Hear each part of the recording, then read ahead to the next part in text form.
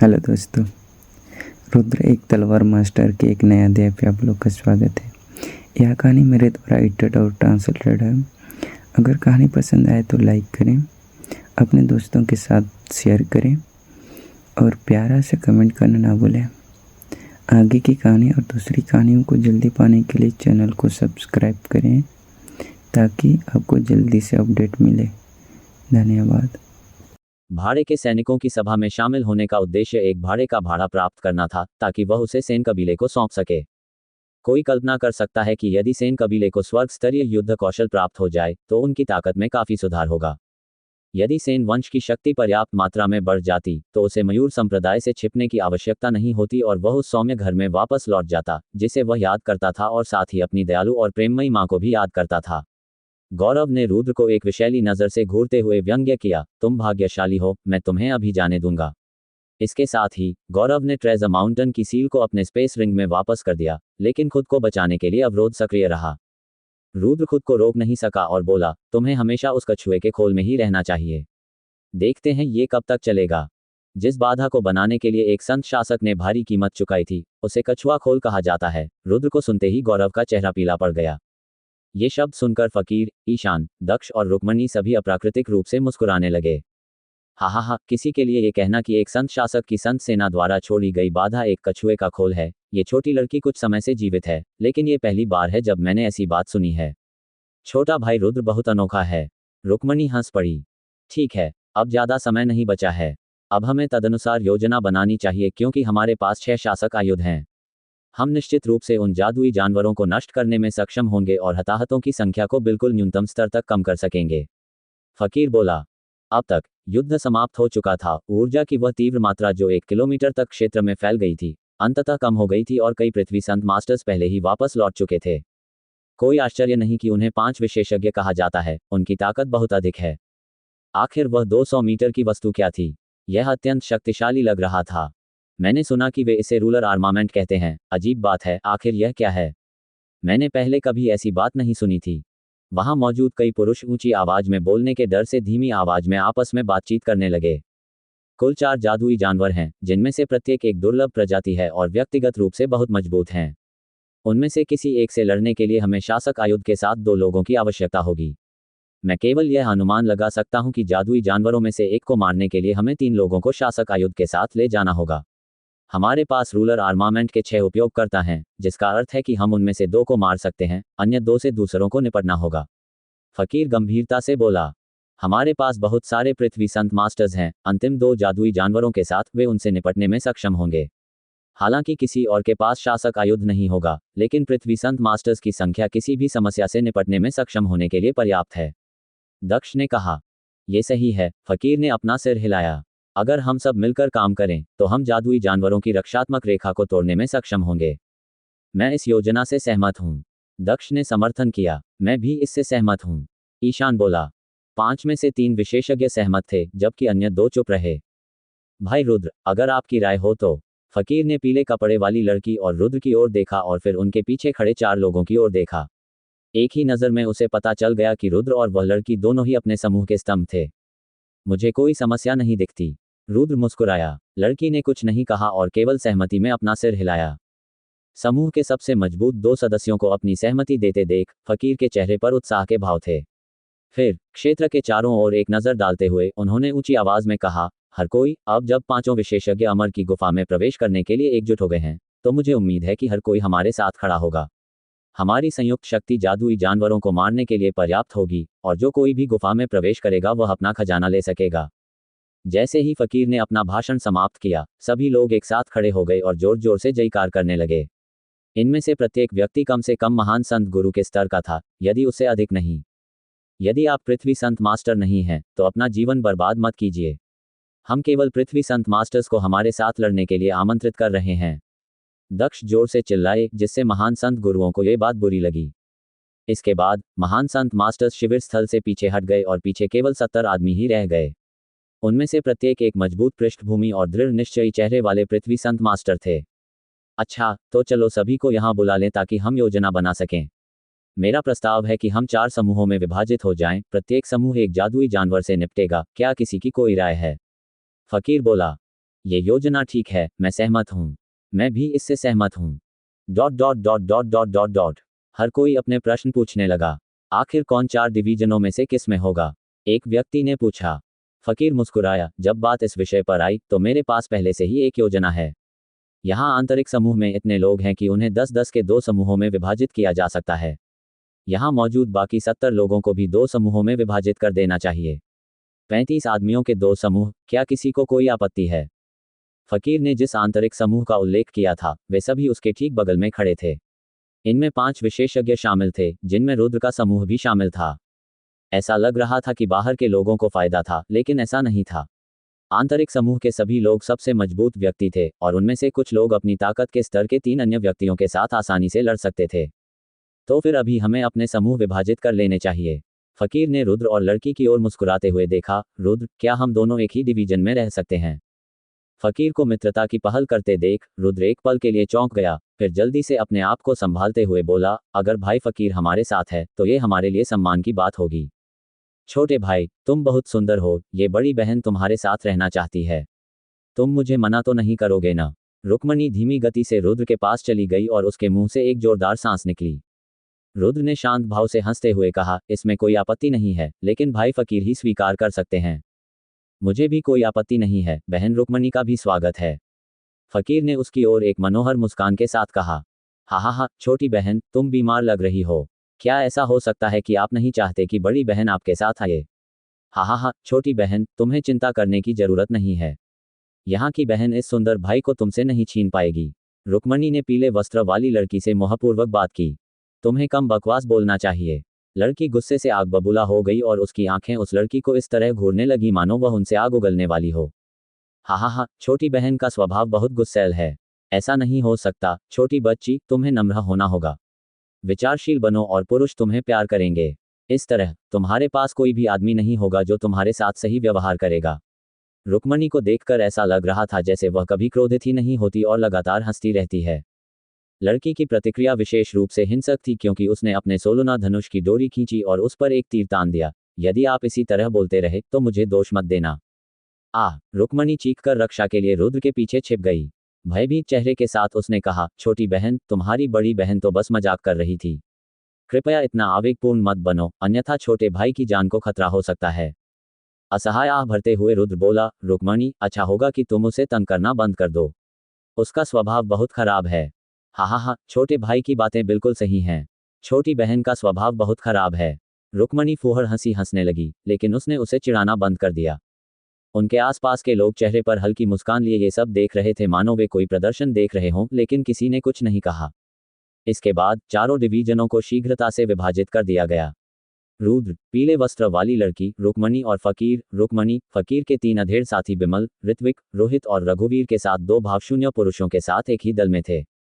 दूसरे दल में ईशान, दक्ष और कई अन्य लोग शामिल थे। उस समूह में केवल गौरव ही अकेला बचा था, उसके साथ कोई साथी नहीं था। हालांकि इन दोनों समूहों में पुरुषों की संख्या बहुत अधिक नहीं थी, फिर भी इनमें प्रत्येक डिवीजन में 3 शासक, आयुध उपयोगकर्ता और अत्यंत शक्तिशाली पुरुष थे। 70 पृथ्वी संत मास्टर्स को 30-30 के 2 डिवीजनों में विभाजित किया गया था, लेकिन चूंकि दोनों डिवीजनों के प्रत्येक व्यक्ति को एक दूसरे के साथ काम करने का कोई अनुभव नहीं था, इसलिए ये 2 समूह चारों में से सबसे कमजोर थे। आज सभी को आराम करना चाहिए ताकि हम अपनी शक्ति के चरम पर रहें। कल हम निकलेंगे। इसके साथ ही सभी ने अपने अपने तंबू लगाने शुरू कर दिए। वहां सभी के लिए तंबू लगाने के लिए पर्याप्त जगह थी, क्योंकि लड़ाई के कारण 1 किलोमीटर तक जमीन साफ हो गई थी और मैदान समतल हो गया था। जिन महान संत गुरुओं को लड़ने का निमंत्रण नहीं दिया गया था, उनमें से एक भी नहीं बचा। उन्होंने एक साथ मिलकर दूर दूर तक अपनी सेना तैनात कर ली, इस उम्मीद में कि वे अराजकता का फायदा उठाकर अंदर घुस सकेंगे। अपने अपने तंबू में रुद्र ने बिमल, ऋत्विक, रोहित और रघुवीर से कहा, तुम मेरे साथ आना चाहते हो या चले जाना चाहते हो, बस मुझे बताओ। हालांकि जादुई जानवर अत्यंत शक्तिशाली होते हैं, फिर भी वे सबसे बड़ा खतरा नहीं हैं। हमारे लिए सबसे बड़ा खतरा वे लोग हैं जो हमारे साथ लड़ रहे हैं।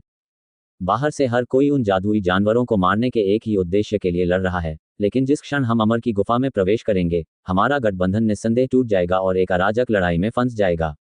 रुद्र, ये बात मुझे पहले से ही पता है, लेकिन मेरी शक्ति इतनी कमजोर है कि मैं तुम्हारी मदद नहीं कर सकता। यदि मैं लड़ने भी जाऊं तो भी युद्ध से उत्पन्न विस्फोटों के परिणाम को झेलने में मैं सक्षम नहीं हो पाऊंगा। इसलिए मैं आप सबका बाहर इंतजार करूंगा। रघुवीर ने बिना किसी हिचकिचाहट के अपनी योजना बताई। रघुवीर का पीछे हटना कुछ ऐसा था जिसकी रुद्र को उम्मीद थी। यदि रघुवीर भी प्रवेश कर जाए तो रुद्र उसकी रक्षा नहीं कर पाएगा। तुम तीनों का क्या? रुद्र ने बाकी तीनों से पूछा। मैं पीछे रहूंगा, रोहित जोर से बोला। बिमल और ऋत्विक दोनों ने एक दूसरे को देखा, फिर झिझके। तब बिमल बोला, भाई रुद्र, मैं तुम्हारे साथ अंदर जाऊंगा। यद्यपि हमारी ताकत आपकी बराबरी की नहीं है, फिर भी हमारी ताकत काफी अच्छी है, तो मैं तुम्हारे पीछे अंदर आऊंगा, ऋत्विक ने कहा। दूसरे दिन सभी ने अपने तंबू साफ किए और जंगल में एक सघन समूह बना लिया। गौरव को रुद्र के शुरुआती प्रहार का डर था, जिसके कारण उसने अपना अवरोध बनाए रखा तथा उसे गिराने का जरा भी इरादा नहीं किया। सड़क पर खड़े होकर फकीर ने दूसरों से कहा, अमर की गुफा की रक्षा करने वाले केवल 4 जादुई जानवर हैं। इन शक्तिशाली जादुई जानवरों में से प्रत्येक का नाम है फ्लाइंग स्पिरिट स्नैक, एमेथिस्ट थंडरलान, एल्बिनो केंचुआ और पेंगोलिन सम्राट। इन कई दिनों तक उनसे लड़ने के बाद हम पहले ही यह स्थापित कर चुके हैं कि उनकी ताकत एक दूसरे के समान ही है। एकमात्र अंतर उनकी जन्मजात कुशलता का है। उड़ने वाला स्पिरिट सांप उड़ने में सक्षम है और बहुत शक्तिशाली जहर उगलता है। अगर यह उड़ जाए तो इससे निपटना बहुत कठिन हो जाएगा। एमेथिस्ट थंडरलान में एमेथिस्ट स्केल की एक सुरक्षात्मक परत होती है, जिसकी सुरक्षा बहुत अधिक होती है। ये बिजली भी उगल सकता है और साथ ही अपने शरीर से बिजली भी छोड़ सकता है, इसलिए सभी के लिए इससे दूर रहना ही सबसे अच्छा होगा। एल्बिनो केचुआ केचुए का एक विशेष प्रकार है। इसमें एमेथिस्ट थंडरलान के समान ही मजबूत रक्षा क्षमता है, लेकिन इसकी एकमात्र कमजोरी यह है कि यह धीमा है। किसी भी व्यक्ति के लिए जिसमें वायु गुण सेंट फोर्स है, उन्हें अन्य 3 की तुलना में एल्बिनो अर्थवर्म को प्रबंधित करना आसान लगेगा। आखिरी है पेंगोलिन सम्राट और सबसे बड़ा सिरदर्द। इसकी आक्रमण शक्ति अन्य तीनों जितनी मजबूत नहीं है, लेकिन इसकी सबसे कष्टप्रद विशेषता यह है कि यह विशेष रूप से तेज है। एक ही क्षण में यह हमारे हमलों से बचने के लिए धरती में गहराई तक खुदाई कर सकता है और फिर नीचे से हमला कर सकता है। जब यह धरती में होता है तो पूरी तरह से शांत रहता है और अपने पीछे कोई निशान नहीं छोड़ता। ये किसी भी समय किसी के पैर के नीचे से हमला कर सकता है और हालांकि हमलों के मामले में ये सबसे कमजोर है, लेकिन इसके हमलों को आमतौर पर रोका नहीं जा सकता है। पेंगोलिन सम्राट का जिक्र आते ही फकीर की आंखें गुस्से से सिकुड़ गईं। स्पष्टतः वह पहले ही इससे भारी नुकसान उठा चुका था। फकीर, आपको क्या लगता है हमें किस जादुई जानवर से मुकाबला करना चाहिए? रुद्र ने किनारे से पूछा। क्या ये कहने की जरूरत है? बेशक हम उड़ने वाले आत्मा सांप चाहते हैं। हमारे पास 3 शासक आयुध हैं और उनमें से एक लंबे धनुष का मॉडल है। यदि उड़ने वाला आत्मा सांप आसमान में उड़ जाए तो हम उसे मार गिरा सकते हैं। हमारे पास एक चाबुक भी है जो सांप को बांध सकता है और उसकी गतिशीलता को सीमित कर सकता है। कम से कम हम इसे आसमान में उड़ने से तो रोक सकते हैं। ये दोनों हथियार उड़ने वाले आत्मा सांप के लिए अभिशाप हैं। फकीर बिना किसी हिचकिचाहट के बोला। रुद्र ने सहमति में अपना सिर हिलाने से पहले एक पल सोचा। हाँ, तो उड़ने वाला आत्मा सांप अन्य जादुई जानवरों की तुलना में कम खतरनाक है, चलो इसे ले लेते हैं। फकीर की बात सुनकर बैठे हुए दक्ष बोले, अल्बिनो के केचुए की सुरक्षा बहुत मजबूत है और इसमें बहुत ताकत भी है। औसत पृथ्वी संत मास्टर इसे कोई नुकसान नहीं पहुंचा पाएगा और शासक आयुध के बिना इसकी सुरक्षा को भेदा नहीं जा सकता। मेरा डिवीजन इसे संभालेगा। एमेथिस्ट थंडरलान और पेंगोलिन सम्राट को अन्य 2 डिवीजनों द्वारा संभाला जाएगा। एक क्षण में चर्चा समाप्त हो गई। सबसे अधिक परेशान करने वाला जादुई जानवर पेंगोलिन सम्राट, जिसके पास अपरिहार्य और अवरोध रहित हमला था, तथा सबसे शक्तिशाली जादुई जानवर एमेथिस्ट थंडरलान को अंतिम 2 डिवीजनों को दिया गया। हालांकि उन 2 डिवीजनों के लोग नाराज थे, लेकिन वे कुछ भी कहने में सक्षम नहीं थे। उड़ने वाला आत्मा सांप उड़ने में सक्षम था, जिससे जमीन पर मौजूद सभी लोग असहाय हो जाते थे। यह अपने जहर से जमीन पर मौजूद लोगों पर भी हमला करने में सक्षम था, इसलिए ये जादुई जानवर लंबे धनुष और चाबुक का उपयोग करने वाले समूह के लिए सबसे उपयुक्त था। जहां तक एल्बिनो केचुए का प्रश्न है, कई लोग भी इसी विचार के थे। जैसा कि सभी जादुई जानवरों के नाम में ड्रैगन अक्षर होता है, एल्बिनो केचुए की सुरक्षा भी उतनी ही मजबूत थी, जैसा कि दक्ष ने कहा था। औसत पृथ्वी संत मास्टर इसके शरीर को नुकसान पहुंचाने में असमर्थ होगा, और चूंकि इसकी रक्षा भी बहुत अधिक थी, इसलिए यह उचित ही था कि इसे नुकसान पहुंचाने और मारने के लिए 3 शासक आयुधों की आवश्यकता थी। यद्यपि पेंगोलिन सम्राट और एमेथिस्ट थंडरलान दोनों से निपटना कठिन था, शेष 2 डिवीजन अपने आप में मजबूत थे और उनमें बहुत से लोग थे। एक जादुई जानवर के खिलाफ कम से कम 30 पृथ्वी संत मास्टर्स के साथ समस्या इतनी बड़ी नहीं होनी चाहिए। 10 किलोमीटर चलने के बाद सभी लोग रुक गए क्योंकि उन्हें युद्ध भूमि के अवशेष दिखाई दिए। अचानक एक जादुई जानवर की तेज दहाड़ सुनाई दी, जिसने कान फाड़ देने वाली ध्वनि के साथ आकाश और पृथ्वी दोनों को हिला दिया। तभी 3 विशालकाय जादुई जानवर दिखाई दिए। एक विशालकाय अजगर जिसकी चौड़ाई बहुत अधिक थी, जिसका सिर एक पूर्ण विकसित मनुष्य की ऊंचाई से भी बड़ा था और जिसके पंख काले थे, यह उड़ने वाला आत्मा सांप था। उड़ते हुए आत्मा सांप के ठीक बगल में एक बड़ा शेर था। इसका सिर अविश्वसनीय रूप से क्रूर दिख रहा था और पूरे शरीर पर नीलम रंग की परतें जमी हुई थीं। कभी कभी बिजली की एक लहर उसके शरीर पर नाचती थी। यह एमेथिस्ट थंडरलान था। एमेथिस्ट थंडरलान के पास एक छिपकली जैसा जादुई जानवर था जो 1 मीटर ऊंचा और 10 मीटर लंबा था। 4 छोटे पैरों ने उसे जमीन से ऊपर उठा रखा था और उसका शरीर पूरी तरह भूरे रंग के शल्कों से ढका हुआ था। जैसे ही ये 3 जादुई जानवर प्रकट हुए, अचानक एक मजबूत उपस्थिति महसूस की जा सकती थी, जो हर किसी की छाती पर दबाव डाल रही थी, जैसे कि वहां एक भारी पत्थर हो जिससे चलना मुश्किल हो रहा था।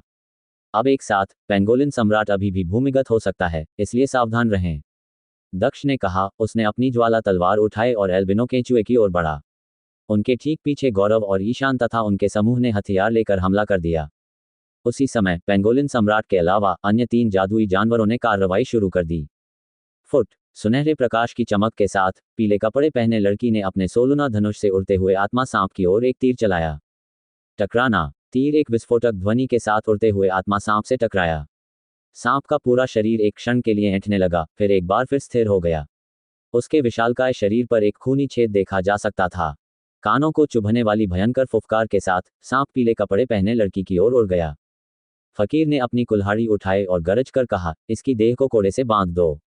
रुक्मणी गंभीर भाव से आगे बढ़ी। एक क्षण में उसके हाथ का कोड़ा धुंधला हो गया और वह सांप के शरीर की ओर उड़ गया। हवा में रहते हुए चाबुक फैलने लगा और 100 मीटर लंबी रस्सी बन गया, जिसने उसके दोनों पंखों को लपेटकर उसे बांध दिया, जिससे वह उड़ नहीं सका। आगे फकीर दहाड़ा। अपने शासक आयुध को हवा में लेकर वह और 3 अन्य लोग उड़ते हुए आत्मा सांप की ओर उड़े। उसी समय रुद्र का शरीर धुंधला हो गया क्योंकि वह अपनी हल्की पवन तलवार के साथ उड़ते हुए आत्मा सांप पर उड़ गया। बिमल और ऋत्विक दोनों रुद्र के पीछे पीछे आए। टकराना। एक विस्फोटक ध्वनि और ऊर्जा का एक सागर बाहर निकला। आसपास का क्षेत्र शीघ्र ही बर्बाद हो गया क्योंकि 3 अन्य डिवीजनों ने भी लड़ाई शुरू कर दी। जैसे ही युद्ध कुछ समय तक जारी रहा, युद्ध के मैदान में दर्द से भरी चीख सुनाई दी क्योंकि एक मध्यम आयु वर्ग के व्यक्ति को एक प्राणी ने कमर से नीचे काट लिया था, जिसका सिर एक चूहे जैसा दिख रहा था, उसे जमीन के नीचे खींच रहा था। वह पेंगोलिन सम्राट है। पेंगोलिन सम्राट यहाँ है, हर कोई जमीन से सावधान रहे। जैसे ही सबने चिल्लाहट सुनी, वे सब जमीन की ओर ध्यान से देखने लगे। उसी समय समूह के ठीक सामने एक बड़ा सुनहरे रंग का चूहे जैसा जानवर जमीन से उड़कर आया, जिसके मुंह में एक आदमी का ऊपरी आधा हिस्सा था। सावधान रहो, पेंगोलिन सम्राट यहाँ है।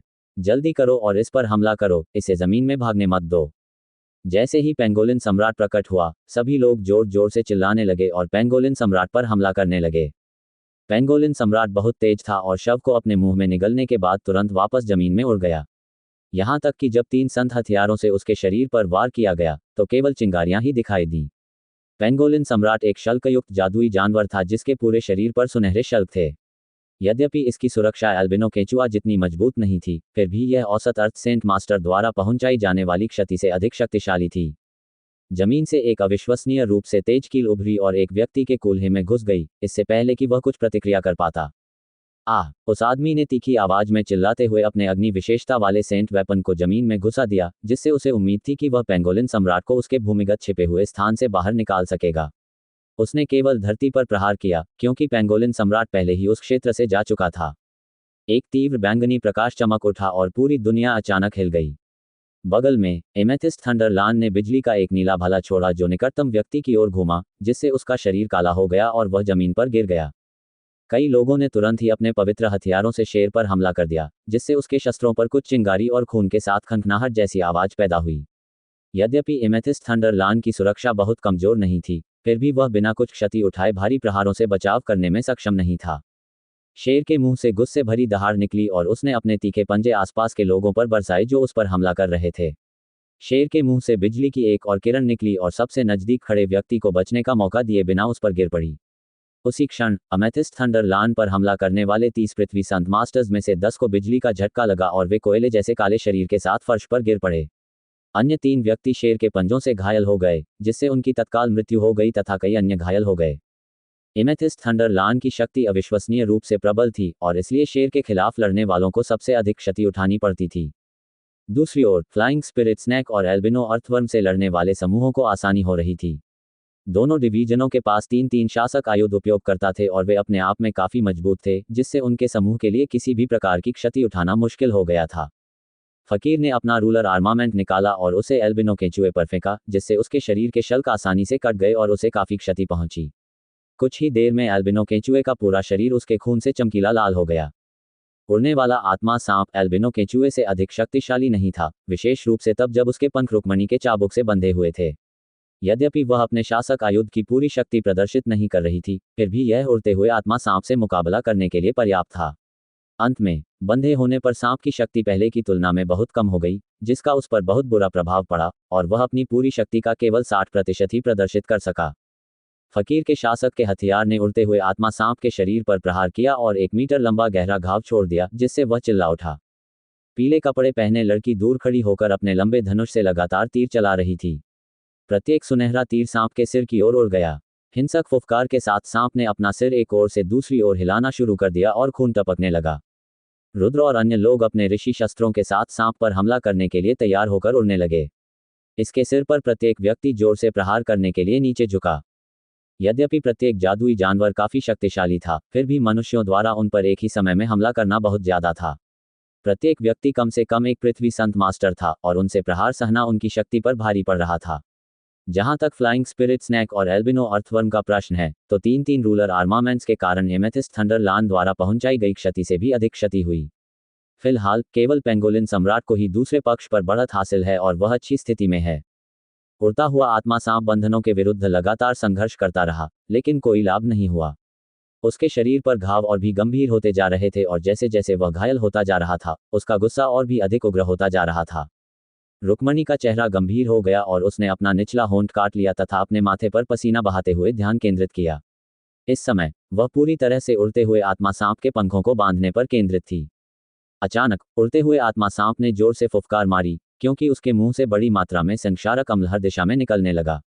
जैसे ही जहर किसी व्यक्ति पर पड़ता है, उस स्थान के कपड़े और मांस तुरंत पिघल जाते हैं। यह जहर बहुत संक्षारक है, ये सेंट फोर्स को भेज सकता है और 2 घंटे में ये पृथ्वी सेंट मास्टर को भी मार सकता है। पीछे हटना, फकीर ने आदेश दिया और तीनों व्यक्ति तथा बिमल जहर से बचने के लिए तेजी से उसके साथ पीछे हट गए। जहर से उठने वाला बादल पहले से ही दृश्यता लगभग नगण्य बना रहा था, जिसके कारण बाहर का कोई भी व्यक्ति ये देखने में असमर्थ था कि क्षेत्र के अंदर क्या हो रहा है। पारदर्शी अवरोध में घिरे फकीर ने बचाव के सभी प्रयासों की परवाह न करते हुए ऊंची छलांग लगाई और सांप पर गिरकर उसके हृदय में वार कर दिया। स्लैश! उड़ते हुए आत्मा सांप के हृदय के पास के क्षेत्र में तुरंत ही 1 मीटर का घाव हो गया, क्योंकि फकीर ने अगला वार किया और अपने हथियार से एक बार फिर घाव को और भी अधिक चीर दिया। उड़ते हुए आत्मा सांप ने एक कान फाड़ देने वाली फुफकार निकाली और हिंसक ढंग से अपना शरीर सीधा खड़ा कर लिया। अगले ही क्षण सांप की पूंछ फकीर के अवरोध से टकरा गई। हालांकि फकीर को कोई चोट नहीं आई, लेकिन टक्कर इतनी तेज थी कि वह दूर जा गिरा। जैसे ही वह हवा में उड़ा, फकीर की आंखें अचानक चौड़ी हो गईं। एक धरती हिला देने वाले क्षण में वह जहरीली धुंध के बीच से प्रकाश की एक नीली और बैंगनी किरण की धुंधली चमक देख सकता था। आओ! अगले ही क्षण उड़ते हुए आत्मा सांप की हताश चीख सुनी जा सकती थी। जहरीली धुंध के कारण कोई भी यह नहीं देख पा रहा था कि क्या हो रहा है, लेकिन वे ये जानते थे कि किसी चीज ने जमीन पर जोरदार प्रहार किया है और उसे हिला दिया है। उड़ने वाला आत्मा सांप दर्द से फुफकारता रहा और उसकी आवाज विकृत हो गई। क्षेत्र में जहरीली धुंध इस तरह घूमने लगी मानो कोई चीज उसे बेतरतीब आकार दे रही हो। रक्त से लथपथ रुद्र तुरंत ही जहरीली धुंध से बाहर निकल आया। उसके अधिकांश कपड़े जहर से पिघल चुके थे और कुछ हरा जहर अभी भी उसके शरीर पर चिपका हुआ था। उसके सामने केवल पीले वस्त्र वाली लड़की खड़ी थी और चूंकि उसके शरीर पर जहरीली धुंध की एक परत थी, इसलिए कोई भी रुद्र को नहीं देख पा रहा था। रुद्र ने तुरंत नए कपड़े निकाले और नए कपड़े पहनने से पहले सांप का बचा हुआ जहर साफ कर दिया। जैसे वह अभी भी कल के कपड़ों में था, रुद्र मुस्कुराते हुए जहरीली धुंध के चारों ओर उड़ता हुआ बाकी लोगों के साथ फिर से इकट्ठा हो गया। उस क्षण पहले से ऐंठ रहा उड़ता हुआ आत्मा सांप अंततः शांत हो गया, क्योंकि जहरीली धुंध भी छट गई, जिससे सभी को ये देखने का मौका मिला कि अंदर क्या हुआ था। जैसे ही सभी लोगों ने देखा, उनके चेहरे सदमे और विस्मय से स्थिर हो गए। यहाँ तक कि फकीर भी बाकी लोगों से अलग नहीं था। उड़ने वाले आत्मा सांप का पूरा शरीर जमीन पर था, लेकिन जिस जगह उसका दिल था वह उसके शरीर के बाकी हिस्से से पूरी तरह अलग हो गया था। घाव से बड़ी मात्रा में रक्त बह निकला। उसके सिर के आकार का हृदय भी 2 टुकड़ों में कट गया था।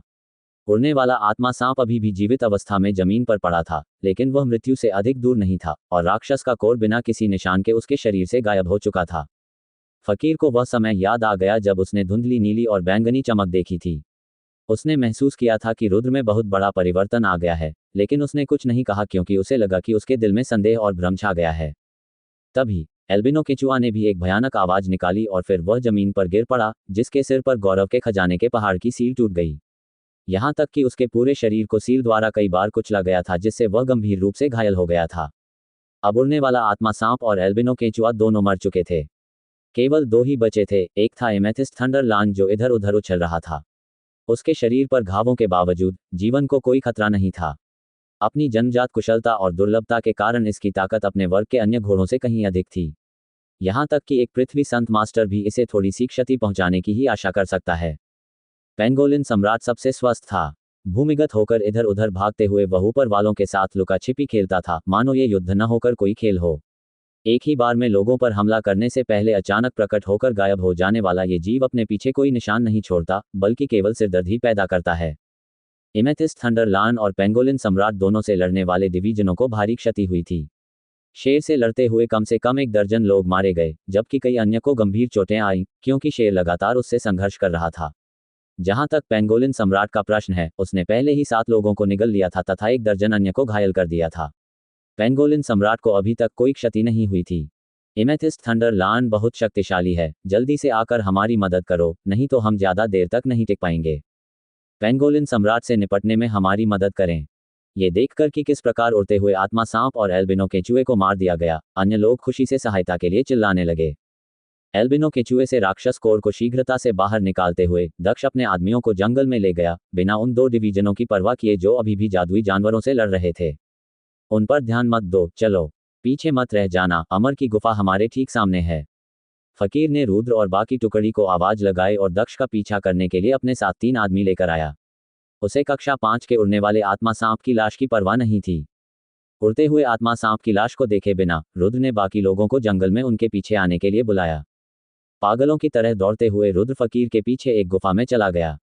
ये गुफा अस्वाभाविक रूप से गहरी थी और हर अंतराल पर एक रात का मोती प्रकाश की एक सफेद चमक उत्सर्जित करता था। आंतरिक भाग और गुफा की दीवारें भी चमकदार थीं, जिसका अर्थ था कि किसी ने दीवारों को समान रूप से काटने के लिए अविश्वसनीय मात्रा में ताकत का प्रयोग किया था। टकराना। आगे एक जोरदार आवाज सुनाई दी और पूरा मार्ग कांपने लगा। पीले वस्त्रधारी लड़की रुद्र, रुक्मणी, ऋत्विक और बिमल ने अपनी गति और भी तेज कर दी और जल्दी से उस स्थान पर पहुंच गए जहां सभी लोग इकट्ठे हुए थे। रुद्र को कमरे में प्रवेश करते देख गौरव ने तुरंत उसकी सुरक्षा के लिए अवरोधक सक्रिय कर दिया। सबके सामने ही एक पत्थर का दरवाजा उनके रास्ते को अवरुद्ध कर रहा था। कमीने, यहाँ तंत्र को किसने छुआ? इसने एक पत्थर की दीवार गिरा दी जिससे हमारा रास्ता अवरुद्ध हो गया। ईशान गुस्से में दहाड़ते हुए बोला, इससे कोई फर्क नहीं पड़ता कि कौन से दरवाजे हमारे रास्ते को रोक रहे हैं, मैं उन्हें तोड़ दूंगा। दक्ष ने आगे बढ़कर तुरंत ही दरवाजे पर जोरदार मुक्का मारा।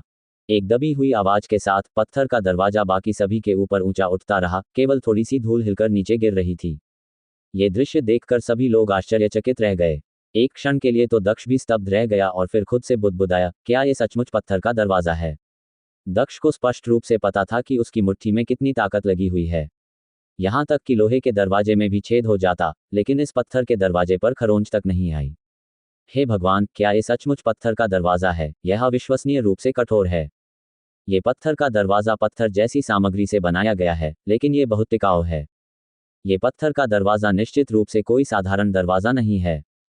सब लोग आपस में बातें करने लगे। इससे कोई फर्क नहीं पड़ता कि यह किस चीज से बना है, लेकिन अगर यह हमारा रास्ता रोकने की हिम्मत करता है तो इसे नष्ट कर दिया जाएगा। दक्ष ने ठंडे स्वर में कहा। जब वह अपने शासक आयुध को घुमाने के लिए तैयार हुआ तो उसके दाहिने हाथ में अग्नि तलवार थी। ये देखकर कि दक्ष अपने शासक आयुध का प्रयोग करने वाला था, सभी लोग पकड़े जाने के भय से पीछे हट गए। दक्ष के हाथ में जो राजशस्त्र था उससे बड़ी ज्वाला निकलने लगी और वह चिल्लाने लगा। उसने जोर से तलवार को पत्थर के दरवाजे पर पटक दिया।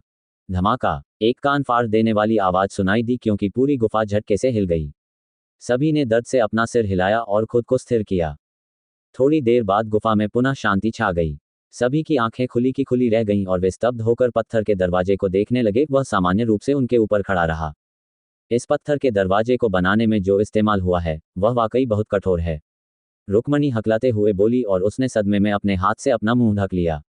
यहाँ तक कि दक्ष को भी शांत रहना कठिन हो गया और वह स्तब्ध रह गया।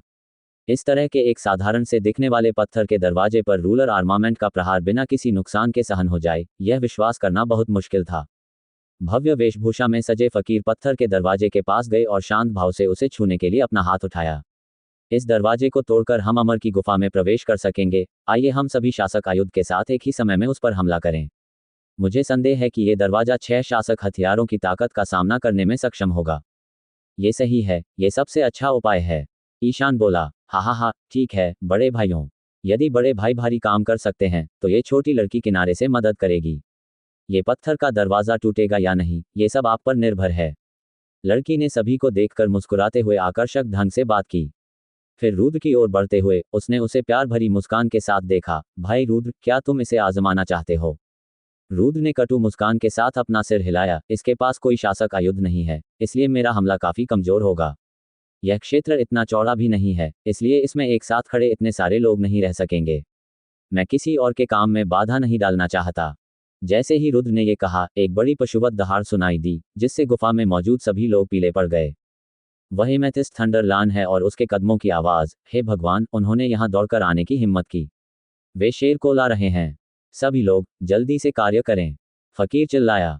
बिना किसी हिचकिचाहट के दक्ष, ईशान, गौरव, फकीर और रुक्मणी सभी पत्थर के दरवाजे के सामने खड़े हो गए। अपने अपने शासकीय हथियार लेकर वे सभी आक्रमण के लिए तैयार हो गए। तभी अचानक एक पारदर्शी अवरोध प्रकट हुआ और अंदर के लोगों को ढक लिया। इससे रुद्र को झटका लगा। उसने यह नहीं सोचा था कि शासक शस्त्रास्त्रों से लैस इन लोगों के चारों ओर एक संत शासक की बाधा होगी। अचानक पीछे मुड़कर पीले कपड़े पहने लड़की की ओर देखा तो उसने देखा कि वह 10 मीटर दूर खड़ी थी और उसकी धनुष की डोरी पूरी तरह से पीछे खींची हुई थी।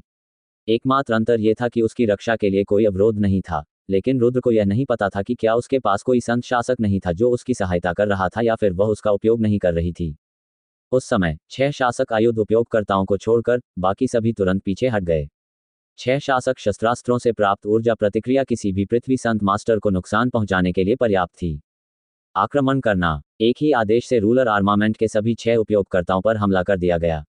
एक तीर अन्य हमलों से आगे निकल गया और खजाने के पहाड़ की मुट्ठी के आकार वाली सील के साथ पत्थर के दरवाजे से टकराया, जबकि अन्य समन्वय में दरवाजे के खिलाफ टूट गए। टकराना। जब ऊर्जा की एक बड़ी तरंग खतरनाक गति से बाहर की ओर फूटी तो जोरदार आवाज सुनी जा सकी। ये तूफान सभी को अपने में समा रहा था, जबकि गुफा स्वयं हिलने लगी थी, मानो वह स्वयं ही ढहने वाली हो। रुद्र और अन्य पृथ्वी संत गुरु स्वयं को जमीन पर जमाए रखने के लिए गुफा की दीवारों से सटे रहे। इसके साथ ही उन्होंने अपने शरीर को सुरक्षा के एक द्वितीयक रूप के रूप में सशक्त करने के लिए अपनी संत शक्ति का प्रयोग किया। आधे श्वास के बाद आघात की लहर शांत हो गई, क्योंकि रूलर आर्मामेंट के 6 उपयोगकर्ताओं को 10-10 मीटर पीछे खींच लिया गया। बाधाओं ने उन्हें किसी भी नुकसान से बचा लिया था, जबकि केवल पीले कपड़े वाली लड़की का चेहरा काफी पीला पड़ गया था। पत्थर के दरवाजे को देखने पर पता चला कि उसमें कई दरारें थीं, लेकिन वह अभी भी टूटा नहीं था। सभी लोग चौंक गए। पत्थर का दरवाजा किसी की कल्पना से कहीं अधिक मजबूत था। उन्होंने यह नहीं सोचा था कि एक पत्थर के दरवाजे को तोड़ने के लिए 6 शासक हथियार भी पर्याप्त नहीं होंगे। जिस बात पर सभी लोग खुश हो सकते थे वह थी अमर गुफा की स्थायित्व। इतने भारी झटके के बाद भी यह अभी तक ध्वस्त नहीं हुआ था। दोबारा ईशान चिल्लाया। तत्काल ही 6 लोगों ने एक बार फिर एक और भयानक एकीकृत हमला किया जो पहले वाले से भी अधिक शक्तिशाली था। एक और विस्फोटक ध्वनि सुनी जा सकती थी, जिसमें पत्थर के टुकड़े उड़ते हुए दिखाई दे रहे थे और गुफा उस ध्वनि से गूंज रही थी। दूसरे प्रहार के बाद अविश्वसनीय रूप से मजबूत पत्थर का दरवाजा अंततः टूट गया। पत्थर के दरवाजे टूटने के बाद भी दक्ष, ईशान, गौरव, फकीर और रुक्मणी ने विस्फोट के बाद की स्थिति की परवाह नहीं की और सभी दरवाजे से आगे बढ़ गए। उनमें से प्रत्येक अपने अवरोधों से सुरक्षित थे और उन्हें किसी भी चीज से क्षति पहुंचने की चिंता नहीं थी। उनकी हरकतों को भांपकर रुद्र की आंखें चमक उठीं। रुद्र तुरंत ही ऊर्जा तरंग के विरुद्ध सीधे द्वार की ओर बढ़ा तथा आगे निकलने के लिए इधर उधर मुड़ने लगा। अंततः वह ऊर्जा तरंग से मुक्त होने में सफल हो गया और उन 5 के पीछे पीछे द्वार तक पहुंच गया। पत्थर के दरवाजे के पीछे एक खाली जगह थी, जहां पहले के हमले से उत्पन्न कोई भी ऊर्जा नहीं पहुंच सकती थी। एक ऊंचे मंच के ठीक ऊपर एक गहरे रंग का लकड़ी का बक्सा रखा हुआ था। बाहर से देखने पर यह काफी साधारण दिखता था और इसमें कुछ खास नहीं था। इस बक्से को देखकर दक्ष, गौरव, ईशान और फकीर सभी बिना एक क्षण भी सोचे उस ओर उड़ चले। एक सियान रंग का कोड़ा उनके पास से गुजरा और एक क्षण में वह प्लेटफॉर्म पर पहुंच गया और बॉक्स के चारों ओर लपेट गया तथा फिर उसे वापस खींच लिया। चारों व्यक्तियों ने तुरंत एक दूसरे के साथ समझौता कर लिया और बॉक्स पर हमला बोल दिया। टकराना। जैसे ही बक्सा तोड़ा गया, एक सफेद चमड़े की किताब हवा में उड़ गई। हमले के कारण हुए विस्फोट के कारण पुस्तक के पन्ने हवा में फड़फड़ाते रहे। 4 हाथ एक साथ गिरती हुई पुस्तक को पकड़ने के लिए आगे बढ़े ताकि वे उसे बाकी सभी से छीन सकें। रुक्मणी ने एक कदम भी आगे नहीं बढ़ाया और तुरंत अपनी कलाई तोड़ दी, जिससे कोड़े का एक हिस्सा उन चारों पुरुषों पर जा गिरा। उसी समय चाबुक का सिर किताब की ओर उड़ा। इस समय चारों व्यक्तियों ने एक होकर कार्य किया और अपने शासकीय शस्त्रों से कोड़े पर प्रहार किया। यद्यपि चाबुक भी एक शासक आयुध था, लेकिन ये चार शासक आयुधों की शक्ति का सामना करने में सक्षम नहीं था और उसे पीछे हटना पड़ा। चारों व्यक्ति तुरंत पुस्तक के पास पहुंचे और उसे छीनने के लिए झपटे। प्रत्येक हाथ ने पुस्तक के एक भाग को पकड़ लिया और जोर से खींचते हुए प्रत्येक ने पुस्तक को अपनी ओर खींचने की कोशिश की। छी! पुस्तक की डोरी तुरंत फट गई, जिससे पुस्तक के कई पन्ने हवा में उड़ गए। चाबुक के पहले प्रहार से उत्पन्न ऊर्जा के साथ मिलकर पुस्तक के सभी पन्ने हवा में लहराने लगे। चार जोड़ी हाथ हवा में उड़ते हुए बिखरे हुए पन्नों को इकट्ठा कर रहे थे। इसी समय अचानक एक रजत किरण के रूप में रुद्र प्रकट हुए। दो ढीले पन्नों को देखकर उसने बिजली की गति से उन्हें पकड़ लिया और फिर पास में पड़े एक और पन्ने को उठा लिया। दक्ष ने तेजी से अन्य दो पृष्ठों को भी पकड़ लिया, इससे पहले कि वह अपने हाथ के पास एक और पृष्ठ देखता। जैसे ही उसने उसे पकड़ने के लिए अपना हाथ उठाया, अचानक एक व्यक्ति उसकी नजर में आ गया। ये व्यक्ति रुद्र था, जिसने तुरंत अपनी आंखों के नीचे रखे कागज के टुकड़े को पकड़ लिया। दक्ष तुरंत ही स्तब्ध रह गया तथा उसके बाद तुरंत ही क्रोधित हो गया, क्योंकि उसकी आंखों में जानलेवा चमक चमक रही थी। पृष्ठों के लिए थोड़ी सी मशक्कत के बाद पुस्तक को 6 लोगों ने जल्दी से बांट लिया। अंत में रुक्मणी के पास 2 पृष्ठ, रुद्र के पास 4, दक्ष के पास 4, ईशान के पास 3, गौरव के पास 2 और फकीर के पास 4, कुल मिलाकर 19 पृष्ठ रह गए। इस समय गौरव पहले से ही अपने अवरोधक के साथ रुद्र की ओर उड़ रहा था, जबकि उसके खजाने के पहाड़ की मुहर रुद्र के सिर पर उड़ गई थी। मेरे आदमियों को मारने की हिम्मत की तो मैं आज तुम्हें जरूर मार डालूंगा। इससे पहले किसी ने मुझसे चोरी करने की हिम्मत नहीं की। उसी समय ईशान और दक्ष अपने शासकीय शस्त्र लेकर रुद्र को मारने के लिए तैयार होकर उसकी ओर दौड़े। फकीर और रुक्मणी की किसी भी पक्ष की मदद करने की कोई योजना नहीं थी। यद्यपि उन्होंने रुद्र के साथ मिलकर लड़ाई लड़ी थी, लेकिन उसके साथ उनका रिश्ता कुछ खास नहीं था। गौरव रुद्र का घृणित शत्रु था। ईशान ने अपने साथी रतन को रुद्र के हाथों मरवा दिया था तथा दक्ष से उसकी नाक के नीचे ही युद्ध कौशल का एक हिस्सा छीन लिया गया था। प्रत्येक व्यक्ति के पास रुद्र से लड़ने का कोई न कोई कारण था। गौरव, ईशान और दक्ष तीनों ने एक ही समय में रुद्र पर आक्रमण किया, जिससे वह बहुत आश्चर्यचकित हुआ। रुद्र को जिस बात ने अत्यंत गंभीर बना दिया वह ये थी कि उन तीनों के पास बाधाएं थीं और इसलिए उनके लिए उन्हें घायल करना अत्यंत कठिन होगा। इसके अलावा उन तीनों के पास एक शासक आयुध भी था। यदि वह किसी एक से टकराता तो उसे बहुत अधिक क्षति होती, जिसे वह सहन नहीं कर पाता और यहाँ तक कि उसकी मृत्यु भी हो सकती थी। भले ही वह घायल हो जाए, गौरव और अन्य 2 उसे कभी जाने नहीं देंगे या गुफा से बाहर भी नहीं आने देंगे। रुद्र की आंखों में एक अजीब सी चमक आ गई। इस समय वह अपना अंतिम तुरुप का पत्ता ही इस्तेमाल कर सकते हैं, वह भी पूरी ताकत से। रुद्र की हल्की पवन तलवार पर एक नीली और बैंगनी चमक देखी जा सकती थी, जब वह बिना किसी डर के गौरव की ओर चला और अपनी तलवार सीधे उसकी रक्षा करने वाले अवरोध पर वार की। अभी रुद्र अपनी सारी आशाएं केवल नीले और बैंगनी तलवार क्यूई पर ही लगा सकता था। सफलता या असफलता, ये सब तलवार क्यूई पर निर्भर था, क्योंकि यह सबसे शक्तिशाली हमला था जिसका वह उपयोग कर सकता था। रुद्र को आगे बढ़ने की पहल करते देख गौरव के चेहरे पर खुशी भरी मुस्कान आ गई। उसकी रक्षा शक्ति इतनी प्रबल थी कि शासक आयुध भी उसे तोड़ नहीं सकता था। इसका अर्थ था कि रुद्र भी उसे तोड़ नहीं पाएगा। रुद्र के हमले की गौरव को कोई परवाह नहीं थी, इसलिए रुद्र के हाथ में जो कागज के टुकड़े थे वे उसे अपने ही जैसे अच्छे लगे। गौरव ने खजाने के पहाड़ की सील को कसकर पकड़ लिया और उसके करीब आने तक इंतजार किया तथा तुरंत ही उसे पत्थर की तरह इस्तेमाल करते हुए रुद्र के सिर पर दे मारा। जैसे ही प्रकाश पवन तलवार ने गौरव की बाधा को स्पर्श किया, रुद्र की उत्सुक निगाहों के नीचे बाधा बिना किसी ध्वनि के पिघलने लगी, जिससे तलवार को प्रवेश मिल गया। ये सुनकर रुद्र के चेहरे पर खुशी झलक उठी। बिना एक पल की हिचकिचाहट के हल्की पवन तलवार तुरंत अंदर पहुंची और गौरव के गले में घुस गई। गौरव तुरंत अकड़ गया और उसकी हरकतें रुक गईं। उस स्थान की ओर देखते हुए जहां तलवार उसके अवरोध को भेद कर उसके गले में घुस गई थी, उसने फिर पूर्ण अविश्वास की दृष्टि से रुद्र की ओर देखा। यहां तक कि खजाना पर्वत की मुहर भी, जो रुद्र पर प्रहार करने के लिए उसके हाथ से छूट गई थी, बीच हवा में ही रुक गई। नहीं नहीं, वह नहीं हो सकता, गौरव ने आश्चर्य से कहा। उसके मुंह से खून निकला और वह हकलाने लगा। अविश्वास से उसकी आंखें धीरे धीरे चौड़ी हो गईं। दक्ष और ईशान, जो पहले रुद्र की ओर दौड़ रहे थे, तुरंत रुक गए। उन्होंने गौरव के गले में वार करने से पहले रुद्र के चांदी के ब्लेड से गौरव की दीवार को भेदते हुए देखा। वे दोनों इस बाधा की स्थायित्व को समझते थे और यह भी कि शासकीय हथियार भी किस प्रकार बेकार थे। यहां तक कि एक स्वर्गीय संत मास्टर को भी बाधा को तोड़ने के लिए अपनी पूरी ताकत का उपयोग करना होगा। लेकिन उनकी आंखों के सामने ही गौरव की रक्षा करने वाली बाधा को रुद्र की तलवार ने आसानी से या बिना किसी प्रतिरोध के भेद दिया, मानो वह टोफू हो। यह ऐसी बात थी जो उन दोनों के लिए पूरी तरह अकल्पनीय थी। दूसरी ओर फकीर और रुक्मणी दोनों अविश्वास से देख रहे थे क्योंकि उनके दिलों में सदमा भर गया था।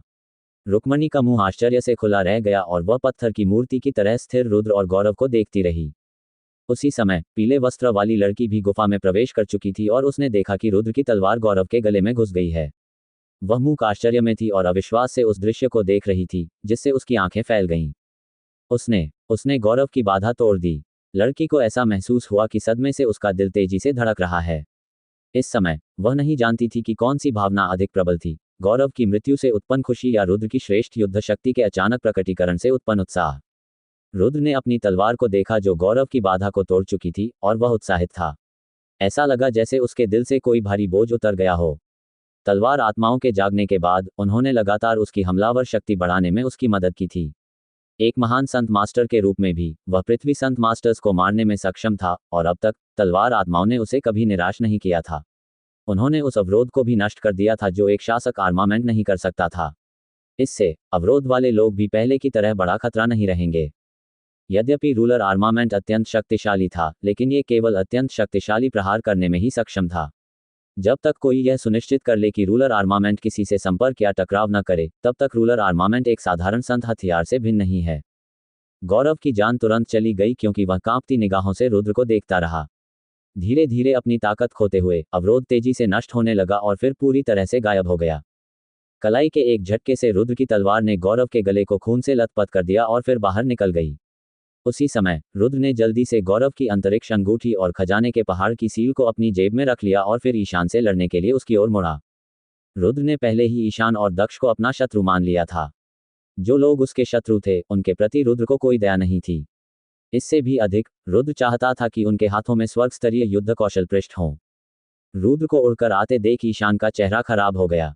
जब वह पेजों के लिए चुनाव लड़ रहा था, तब उसने रुद्र को अपने प्रतिद्वंदी के रूप में नहीं सोचा था, लेकिन जब रुद्र ने गौरव की बाधा को आसानी से तोड़ दिया, तो वह यह महसूस करने से खुद को नहीं रोक सका कि जैसे उसके दिल पर गहरा आघात लगा हो। इस समय वह ये भोलापन नहीं मान सकता था कि उसकी बाधा उसे किसी भी नुकसान से बचा सकेगी। ईशान ने विस्फोटक बल के साथ पीछे छलांग लगाए और अपनी ज्वाला तलवार को रुद्र पर घुमाया। रुद्र को पता था कि रूलर आर्मामेंट से सीधे भिड़ना ठीक नहीं है। उसने आसानी से तलवार के वार को चकमा दे दिया और अपनी तलवार की नीली और बैंगनी चमक के साथ उसकी हल्की पवन तलवार ने ईशान की रक्षा करने वाली बाधा पर वार किया। बिना किसी बाधा के अवरोध तुरंत हट गया और जहां तलवार ने स्पर्श किया था वहां एक छोटा सा छेद दिखाई दिया, जिससे ईशान को बिना किसी परेशानी के छुरा घोंपा जा सका। ये देखकर कि उसका अपना अवरोधक एक भी प्रहार को रोकने में असमर्थ है, ईशान के माथे पर पसीने की एक लकीर उभर आए और वह पीला पड़ गया।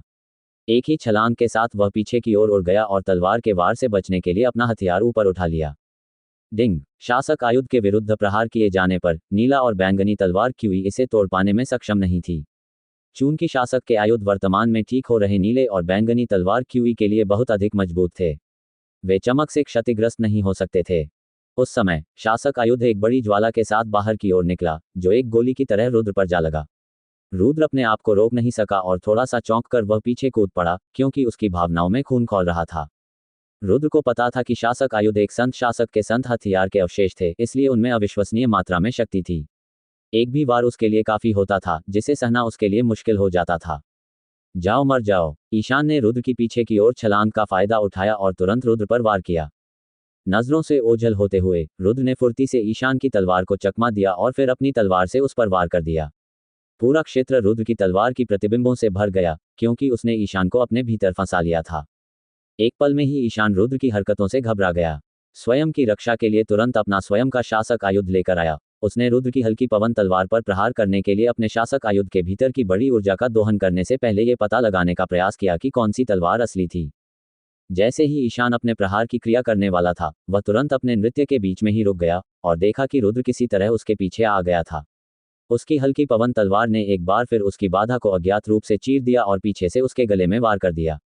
एक बार फिर इसने सभी को आश्चर्य से आंखें फाड़कर देखने पर मजबूर कर दिया। कोई भी कल्पना नहीं कर सकता था कि रुद्र अपने अवरोध के साथ भी एक ही पल में गौरव को मारने में सक्षम होगा और फिर अगले ही पल ईशान को मार देगा। दक्ष का चेहरा तो पहले ही खराब हो चुका था। वह गोली की गति से तेजी से गुफा के प्रवेश द्वार की ओर भागा। वह जानता था कि उसने पहले ही रुद्र को नाराज कर दिया है और वह किसी भी कीमत पर इस कठिन लड़ाई से बचना चाहता था। रुद्र ने अभी अभी जो श्रेष्ठ शक्ति प्रदर्शित की थी उससे उसे पता था कि उसके जीतने की कोई संभावना नहीं है। रुद्र ने जल्दी से ईशान के शासक आयुध को अपने अंतरिक्ष वलय में संग्रहित कर लिया तथा अंतरिक्ष वलय भी ले लिया तथा पूरी गति से दक्ष का पीछा किया। यदि दक्ष बच निकलता तो रुद्र स्वर्ग स्तरीय युद्ध कौशल सीखने के सभी अवसर खो देता। यह महसूस करते हुए कि रुद्र उसका पीछा कर रहा है, भागते हुए दक्ष ने चिल्लाकर कहा, उसे रोकने में मेरी मदद करो। तुरंत ही 4 व्यक्ति रुद्र के मार्ग में बाधा डालने के लिए आए, जिनके अंदर से अविश्वसनीय मात्रा में आभा निकल रही थी। समूह में बैंगनी वस्त्र पहने एक आदमी भी शामिल था। रुद्र की आंखों में बड़े पैमाने पर हत्या की इच्छा चमक उठी जब उसने अपनी नीली और बैंगनी तलवार क्यूई से चारों पुरुषों पर हमला किया। चारों व्यक्ति यह नहीं जानते थे कि नीली और बैंगनी तलवार क्यूई कितनी शक्तिशाली थी, इसलिए उन्होंने उसे रोकने के लिए अपनी तलवारें उठा लीं। डिंग डिंग डिंग डिंग, धातु से धातु टकराने की आवाज के बाद लाइट विंड स्वॉर्ड ने तुरंत उनकी तलवारों पर प्रहार किया, जिसके बाद उनमें से प्रत्येक की तलवारों पर अचानक एक नई उंगली के आकार की चिप लग गई। चारों पुरुषों के संत हथियार क्षतिग्रस्त हो जाने के कारण उनमें से प्रत्येक को तुरंत दर्द महसूस हुआ और वे चिल्लाने लगे, फिर पीले पड़ गए। उनके दर्द का फायदा उठाकर रुद्र ने उनकी जान ले ली। रुद्र दक्ष का पीछा करने के लिए अधीर थे, इसलिए उन्होंने शीघ्रता और पूरे मन से कार्य किया। प्रथम चक्र पृथ्वी संत मास्टर को मारना उसके लिए आसानी से संभव था। चांदी की चमक के साथ हल्की पवन तलवार ने 4 बार वार किया। 4 में से 3 लोग इतने धीमे थे कि वे बच नहीं सके और तुरंत ही उनके गले पर चाकू से वार कर दिया गया। केवल बैंगनी वस्त्रधारी व्यक्ति ही अंतिम क्षण में हमले को रोकने के लिए अपने संत हथियार का उपयोग करने में सक्षम था, जिसके कारण उसकी तलवार पर एक और दांतेदार निशान पड़ गया। अब जबकि उसके पवित्र अस्त्र पर 2 बार प्रहार हो चुका था, अधेड़ उम्र के व्यक्ति ने थोड़ा खून थूकना शुरू कर दिया और वह आश्चर्य से रुद्र की ओर देखने लगा।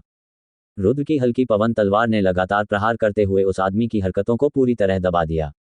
उसके आक्रमणों के विरुद्ध वह व्यक्ति चकमा देने के अलावा कुछ भी करने में असमर्थ था, क्योंकि वह जानता था कि रुद्र उसके संत अस्त्र पर प्रहार करने और उसे क्षति पहुंचाने में सक्षम है। यद्यपि वह बच निकला, फिर भी रुद्र की तलवार से कई बार उस पर वार किया गया और तलवार लगभग उसके शरीर में घुस गई। अंत में वह भी मारा गया, जिससे रुद्र को बिना किसी हिचकिचाहट के दक्ष का पीछा करना जारी रखने की अनुमति मिल गई। मार्ग में भीड़ में शामिल सभी लोग जल्दी से रुद्र के रास्ते से हट गए। स्वर्ग स्तरीय युद्ध कौशल के लिए संघर्ष केवल कुछ ही क्षणों का था और गुफा के बाहर किसी को भी पता नहीं था कि अंदर क्या हुआ था। इस समय वे केवल भ्रमित होकर देख सकते थे कि रुद्र दक्ष का पीछा कैसे कर रहे थे। क्या पहले सब कुछ ठीक नहीं चल रहा था? वे अचानक कैसे लड़ने लगे? और बड़ा सवाल यह था कि आखिर रुद्र की शक्ति इतनी अद्भुत कब हो गई? रुद्र ने कुछ समय तक गुफा के रास्ते से दक्ष का पीछा किया। इसके बाद विशेषज्ञों के कुछ अधीनस्थों को भी तुरंत होश आ गया और वे भी गुफा में घुस गए। गुफा के अंदर गौरव और ईशान जमीन पर निश्चल पड़े थे। उनका खून एक बड़े गड्ढे के रूप में जमीन पर रिसता रहा।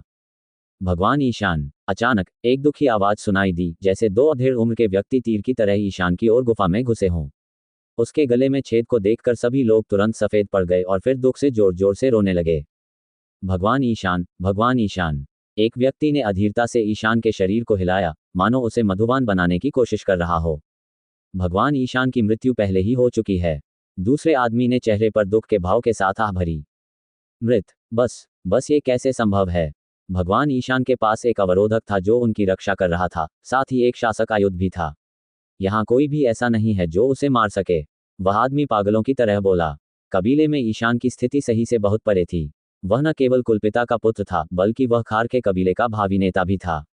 वे दोनों व्यक्ति और रतन विशेष रूप से उसकी रक्षा के लिए आए थे। ईशान की मृत्यु के बाद ये कहना कठिन था कि वे जीवित भी रहेंगे या नहीं। दूसरे आदमी ने एक लंबी आह भरी और शून्य भाव से देखता रहा। उसे ईशान की मौत की ज्यादा परवाह नहीं थी, लेकिन कबीले में ईशान का दर्जा बहुत ऊंचा था। चूंकि वह ईशान का अंगरक्षक था, इसलिए जो कुछ हुआ था उसके लिए उसे कड़ी सजा दी जाएगी। दंड इतना भारी हो सकता है कि ईशान के पिता उन दोनों को मृत्यु के बाद ईशान की सेवा करने के लिए बाध्य कर सकते हैं। कौन था वह? कौन था जिसने भगवान ईशान को मारा था? वह आदमी बहुत गंभीर आवाज में बोला। अब चूंकि ईशान मर चुका था, वह वास्तव में ईशान की मौत की जिम्मेदारी लेने वाला अकेला व्यक्ति नहीं बनना चाहता था। यह संभव था कि भाड़े के सैनिकों के एकत्र होने के बाद उसे मार दिया जाता। अभी रुद्र नाम का एक युवक हमारे स्वामी से कुछ शिकायत लेकर आया था। वह तो दक्ष का पीछा करने के लिए भागा। यहाँ तक कि तिवारी वंश के 4 मजबूत प्रसिद्ध रक्षक भी रुद्र द्वारा कुछ ही क्षणों में मारे गए। भगवान ईशान को मारने वाला अवश्य ही रुद्र होगा, उसकी छिपी हुई शक्ति अवश्य ही बहुत बड़ी होगी। दूसरा आदमी उदास भाव से बोला। मिस रुक्मणी, भगवान फकीर, अगर आप हमें बता सकें कि क्या भगवान ईशान को मारने वाला व्यक्ति रुद्र था? रुक्मणी और फकीर दोनों ने स्तब्ध भाव से अपना सिर हिलाया। अभी अभी जो लड़ाई उन्होंने देखी थी उससे उनके दिलों को बहुत गहरा सदमा लगा था। रुद्र ने किसी तरह गौरव और ईशान पर एक संत शासक द्वारा लगाई गई बाधाओं को नष्ट कर दिया था, जिन्हें नष्ट करना अविश्वसनीय रूप से कठिन माना जाता था। जब ये पता चल गया कि हत्यारा कौन है तो दोनों व्यक्तियों के चेहरे पर अंधेरा छा गया। रुद्र शक्तिशाली था और ऐसा व्यक्ति नहीं था जिसके विरुद्ध वे लड़ सकें। वे दोनों अब यहाँ और अधिक समय तक रुकने को तैयार नहीं थे और ईशान के शव को गुफा से बाहर ले गए। उनमें से कोई भी मूर्ख नहीं था। जब रुद्र सभी का सफाया करने के लिए वापस आएगा तो ईशान के शरीर को लेकर दूर भाग जाना उनके हित में होगा। वे भाड़े के सैनिकों की सभा के अंत की प्रतीक्षा करते थे और बुजुर्गों को इसकी सूचना देते थे, इस आशा में कि कुलपति अपनी सजा में नरमी बरतेंगे। कबीले से भागना कारगर नहीं होगा और इससे उनकी मृत्यु की गति और तेज हो जाएगी। ... गुफा वहीं है, जल्दी करो और अंदर जाओ। उन्हें एमेथिस्ट थंडर लान से निपटने दो। जल्दी करो, गुफा हमारे ठीक सामने है। गुफा के बाहर दुखी दिखने वाले लोगों का एक समूह जितनी जल्दी हो सके उस ओर दौड़ रहा था। उनके ठीक पीछे छोटा पहाड़ जैसा एमेथिस्ट थंडर लान अपने मुंह से बिजली गिरा रहा था। बिजली की प्रत्येक चमक से एक व्यक्ति जलकर राख हो जाता था, जबकि सुनहरा पेंगोलिन सम्राट पास ही स्थित अन्य मनुष्यों पर आक्रमण करता रहता था। समूह के भीतर न केवल पृथ्वी संत मास्टर्स के मूल विभाग थे, बल्कि कम से कम 100 महान संत मास्टर्स भी थे। शासक शस्त्रास्त्रों के साथ 2 डिवीजनों ने 2 जादुई जानवरों को मार डाला और गुफा में प्रवेश किया। तब महान संत मास्टर्स ने जोखिम उठाने और आगे बढ़ने का फैसला किया। भीतर के खजाने को पाने की आशा में प्रत्येक व्यक्ति ने गुफा की ओर बढ़ने के लिए अपनी जान की बाजी लगा दी। इन महान संत गुरुओं के आगमन ने शेष 2 जादुई जानवरों का ध्यान आकर्षित कर लिया था। इस प्रकार पहले से ही पीड़ित डिवीजनों ने जादुई जानवरों को मारने के अपने प्रयासों को तुरंत त्याग दिया और पूरी गति से अमर की गुफा की ओर भागे। जादुई जानवरों को नियंत्रित करने के लिए कोई मजबूत व्यक्ति न होने के कारण महान संत मास्टर्स के लिए स्थिति स्वाभाविक रूप से बदतर हो गई थी। पृथ्वी संत मास्टरों ने इसकी परवाह नहीं की और जादुई जानवरों के क्रोध से निपटने के लिए महान संत मास्टरों को छोड़ दिया। अचानक एक छाया आसमान में उड़ती हुई दिखाई दी तथा हवा में एक विस्फोटक लहर दौड़ गई। यद्यपि अनेक लोगों ने छाया की छवि देखी थी, फिर भी उस समय किसी ने उसकी ओर ध्यान नहीं दिया। जैसे ही यह छाया दूर हुई, एक अन्य छाया तेजी से हवा में उड़ती हुई पहली छाया का पीछा करने लगी। ये रुद्र का दक्ष का पीछा करना था। रुद्र अपनी अधिकतम गति का उपयोग पेड़ों से उछल कर रहा था।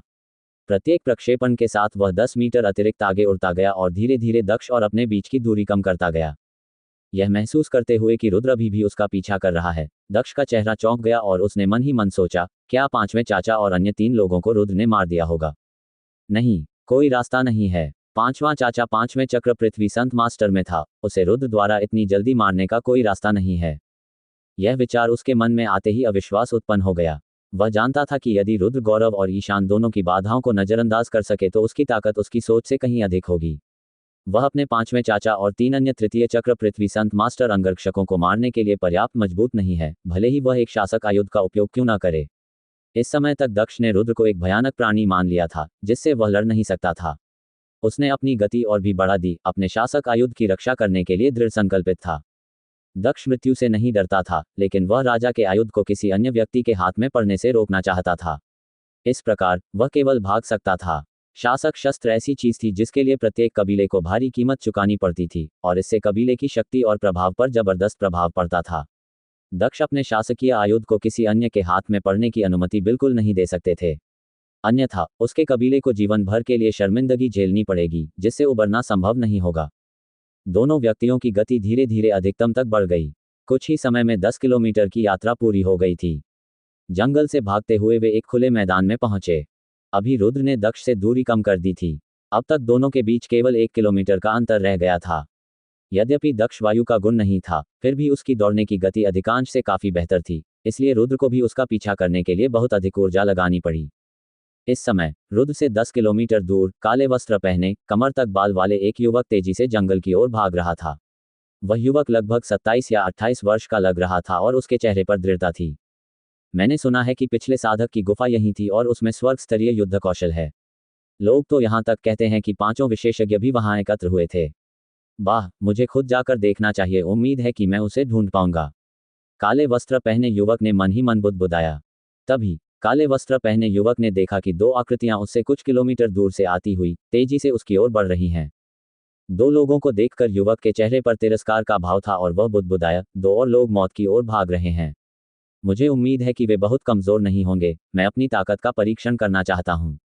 ऐसा कहते हुए युवक ने उन दोनों की जांच की, लेकिन जैसे ही उसने उनके चेहरे देखे, उसके चेहरे पर आश्चर्य का भाव छा गया। क्या मेरी आंखें खराब हो रही हैं? ये तो बहुत बड़ा संयोग है। काले वस्त्र पहने युवक ने अपनी आंखें धीरे से दबाते हुए कहा। करीब से देखने पर उसने उन दोनों व्यक्तियों पर ध्यान केंद्रित किया और फिर बड़े प्रेम से मुस्कुराया तथा सीधे उन पर टूट पड़ा। दोस्त, मेरे पीछे वाले आदमी को रोक लो और तिवारी परिवार तुम्हें अच्छा इनाम देगा। दक्ष ने पहले ही शासक शस्त्र की रक्षा के लिए अपना मान और प्रतिष्ठा त्याग दी थी। हालांकि वह जानता था कि वह रुद्र का प्रतिद्वंद्वी नहीं था, फिर भी वह भागने की कोशिश करने के बजाय रुद्र से मरते दम तक लड़ना चाहता था। शासक शस्त्रास्त्र की खातिर वह यह विकल्प नहीं चुन सकता था। दक्ष की बातें सुनकर काले वस्त्रधारी युवक क्षण भर के लिए स्तब्ध रह गया, फिर वह अर्थपूर्ण ढंग से मुस्कुराया। एक साधारण गति से एक वायु गुण संत शक्ति को देखा जा सकता था, जिसने युवक के शरीर को ढक लिया। एक तीर की तरह वह पहले की तुलना में अधिक तेज गति से दक्ष और रुद्र की ओर उड़ गया। काले वस्त्र पहने युवक की गति लगभग अकल्पनीय थी। क्षण भर में वह कई किलोमीटर दूर निकल गया, जिससे रुद्र और दक्ष दोनों ही हैरान हो गए। जैसे ही रुद्र ने उस युवक का चेहरा देखा, वह स्तब्ध रह गया, उसके अंदर भावनाओं का ज्वार उमड़ पड़ा। दक्ष एक क्षण के लिए चौंक गया, फिर खुश हो गया।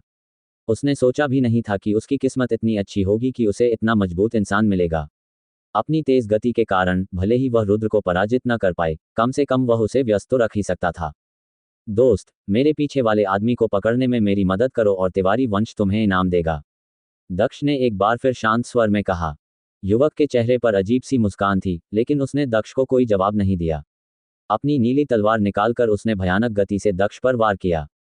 दक्ष ने अपनी रक्षा के लिए अपना शासक शस्त्र उठाया और शीघ्रता से अपनी रक्षा की। युवक लड़खड़ाते हुए कुछ कदम पीछे हट गया, क्योंकि उसके पैर जमीन पर घिसट रहे थे। इससे भी अधिक आश्चर्य की बात यह थी कि शस्त्रधारी राजा दक्ष को भी उस युवक की साधारण सी दिखने वाली तलवार ने 3 कदम पीछे धकेल दिया था। मित्र, इसका क्या मतलब है? दक्ष का चेहरा काला पड़ गया और फिर उसके चेहरे पर सदमा छा गया। युवक की शक्ति असाधारण थी और तलवार को रोकने के बाद भी उसके आंतरिक अंगों ने प्रहार से कंपन महसूस किया था।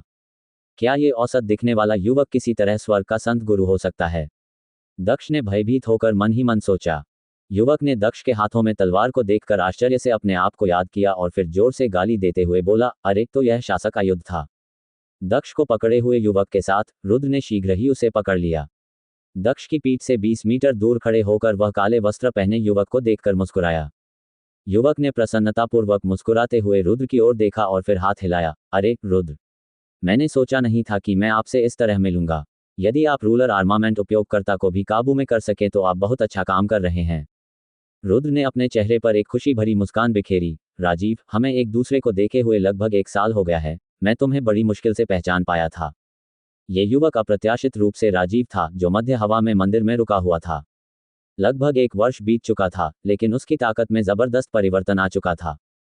लगभग 1 वर्ष के बाद राजीव में आमूलचूल परिवर्तन आ गया। इस समय राजीव वहीं शांति से खड़े थे और उनकी आभा ऐसी थी कि मानो उनकी सीमा ही न हो। सिर से पैर तक उनकी आभा ऐसी थी जैसी एक मजबूत व्यक्ति प्रदर्शित करता है। ऐसा लग रहा था मानो उसने जीवन और मृत्यु की अनेक लड़ाइयां लड़ी हों और वह एक कठोर सैनिक बन गया हो। अनजाने में वह ऐसी हत्या की मंशा प्रकट कर रहा था जो किसी भी अन्य चीज से भिन्न थी और जिससे आसपास के सभी लोगों को ऐसा महसूस हो रहा था मानो उनके दिलों पर दबाव पड़ रहा हो। राजीव इस समय लगभग ऐसे लग रहे थे जैसे कि वे 1 साल पहले वाले से बिल्कुल अलग व्यक्ति हों। रुद्र को संदेह हुआ कि क्या उसके सामने खड़ा काले वस्त्र पहने युवक वही राजीव है जिसे वह जानता था। राजीव ने चेहरे पर उत्साह के भाव के साथ हंसते हुए कहा, रुद्र, मैं इस बात को लेकर चिंतित हो रहा था कि मैं तुम्हें कहाँ ढूंढूं। मैंने सोचा नहीं था कि मैं तुम्हें इतनी जल्दी ढूंढ पाऊंगा। यह शायद स्वर्ग की मर्जी होगी या फिर हमें एक दूसरे से मिलना ही तय था। रुद्र और काले वस्त्रधारी युवक के बीच की बातचीत सुनकर दक्ष तुरंत अत्यंत कुरूप हो गया। इससे पहले वह इस युवक की बड़ी शक्ति को देखकर बहुत खुश हुआ था, लेकिन उसने यह नहीं सोचा था कि दोनों व्यक्ति किसी तरह एक दूसरे को जान लेंगे। और देखने से ऐसा प्रतीत होता है कि दोनों व्यक्ति एक दूसरे के साथ बहुत अच्छे संबंध में थे। दक्ष अचानक दुविधा में फंस गया। उसके ठीक सामने एक बाघ था और उसके पीछे एक भेड़िया था। दोनों ही बहुत तेज थे, विशेषकर नवागंतुक की गति बहुत तेज थी। दक्ष ने भागने का विचार पहले ही छोड़ दिया था, क्योंकि वह जानता था कि यदि वह पूरी गति से भी भागेगा तो भी वह राजीव नामक तेज हवा से बच नहीं पाएगा। उसके पास उन दोनों से बचकर भागने का कोई रास्ता नहीं था। दक्ष का चेहरा मृत्युतुल्य गंभीर हो गया। वह मौत से बिल्कुल भी नहीं डरता था, लेकिन शासक का हथियार ऐसी चीज थी जिसे वह खोने का जोखिम नहीं उठा सकता था। यदि ये किसी और के हाथ में पड़ जाए तो उसके कुल को बहुत अपमानित होना पड़ेगा। बिना शासक के शस्त्रास्त्र के उसके कबीले की शक्ति गिर जाएगी। ऐसा इसलिए था क्योंकि यदि छठे चक्र का स्वर्ग संत मास्टर शासक आयुध का उपयोग करता है तो वह संत शासक से लड़ने में सक्षम होगा। उसकी युद्ध क्षमता को केवल इस प्रकार वर्णित किया जा सकता है कि वह आकाश को चकनाचूर कर दे और पृथ्वी को झुलसा दे। राजीव, चलो बाद में मिलते हैं, अभी हम अपने सामने के काम को निपटा लें। रुद्र मुस्कुराया। राजीव ने गंभीर दक्ष की ओर मुस्कुराते हुए देखा। कोई बात नहीं रुद्र, इस लड़के के पास शासक आयुध है। इसका मतलब है कि उनकी पृष्ठभूमि मजबूत है, आपको खुद को तैयार करना चाहिए। रुद्र ने कंधे उचकाते हुए असहाय भाव से कहा, कोई दूसरा रास्ता नहीं है। हालांकि सिरदर्द तो होगा ही, लेकिन कुछ सिरदर्द तो सहना ही पड़ता है। मैंने पहले ही 2 अन्य रूलर आर्मामेंट उपयोगकर्ताओं को मार दिया है, इसलिए परेशानी अपरिहार्य है, एक और से ज्यादा फर्क नहीं पड़ेगा। रुद्र की बातें सुनकर राजीव की आंखें आश्चर्य से चौड़ी हो गईं। नहीं, तुमने रूलर आर्मामेंट से 2 लोगों को मार डाला है। अब आप बहुत ताकतवर हो गए हैं। क्या उन 2 रूलर आर्मामेंट उपयोगकर्ताओं के पास खुद को बचाने के लिए कोई बाधा नहीं थी? रुद्र ने हंसते हुए कहा, राजीव, मुझे नहीं लगता था कि तुम्हें शासक शस्त्रास्त्रों या यहाँ तक कि अवरोधों के बारे में भी पता होगा। ऐसा लगता है कि आपने 1 साल में बहुत कुछ सीखा है। बिल्कुल, अंकल गौरव ने मेरे साथ अच्छा व्यवहार किया है और महान संत मास्टर से मेरी ताकत को बढ़ाने के लिए बहुत सारी ऊर्जा खर्च की है, जहां मैं अब आधे साल की अवधि में हूं।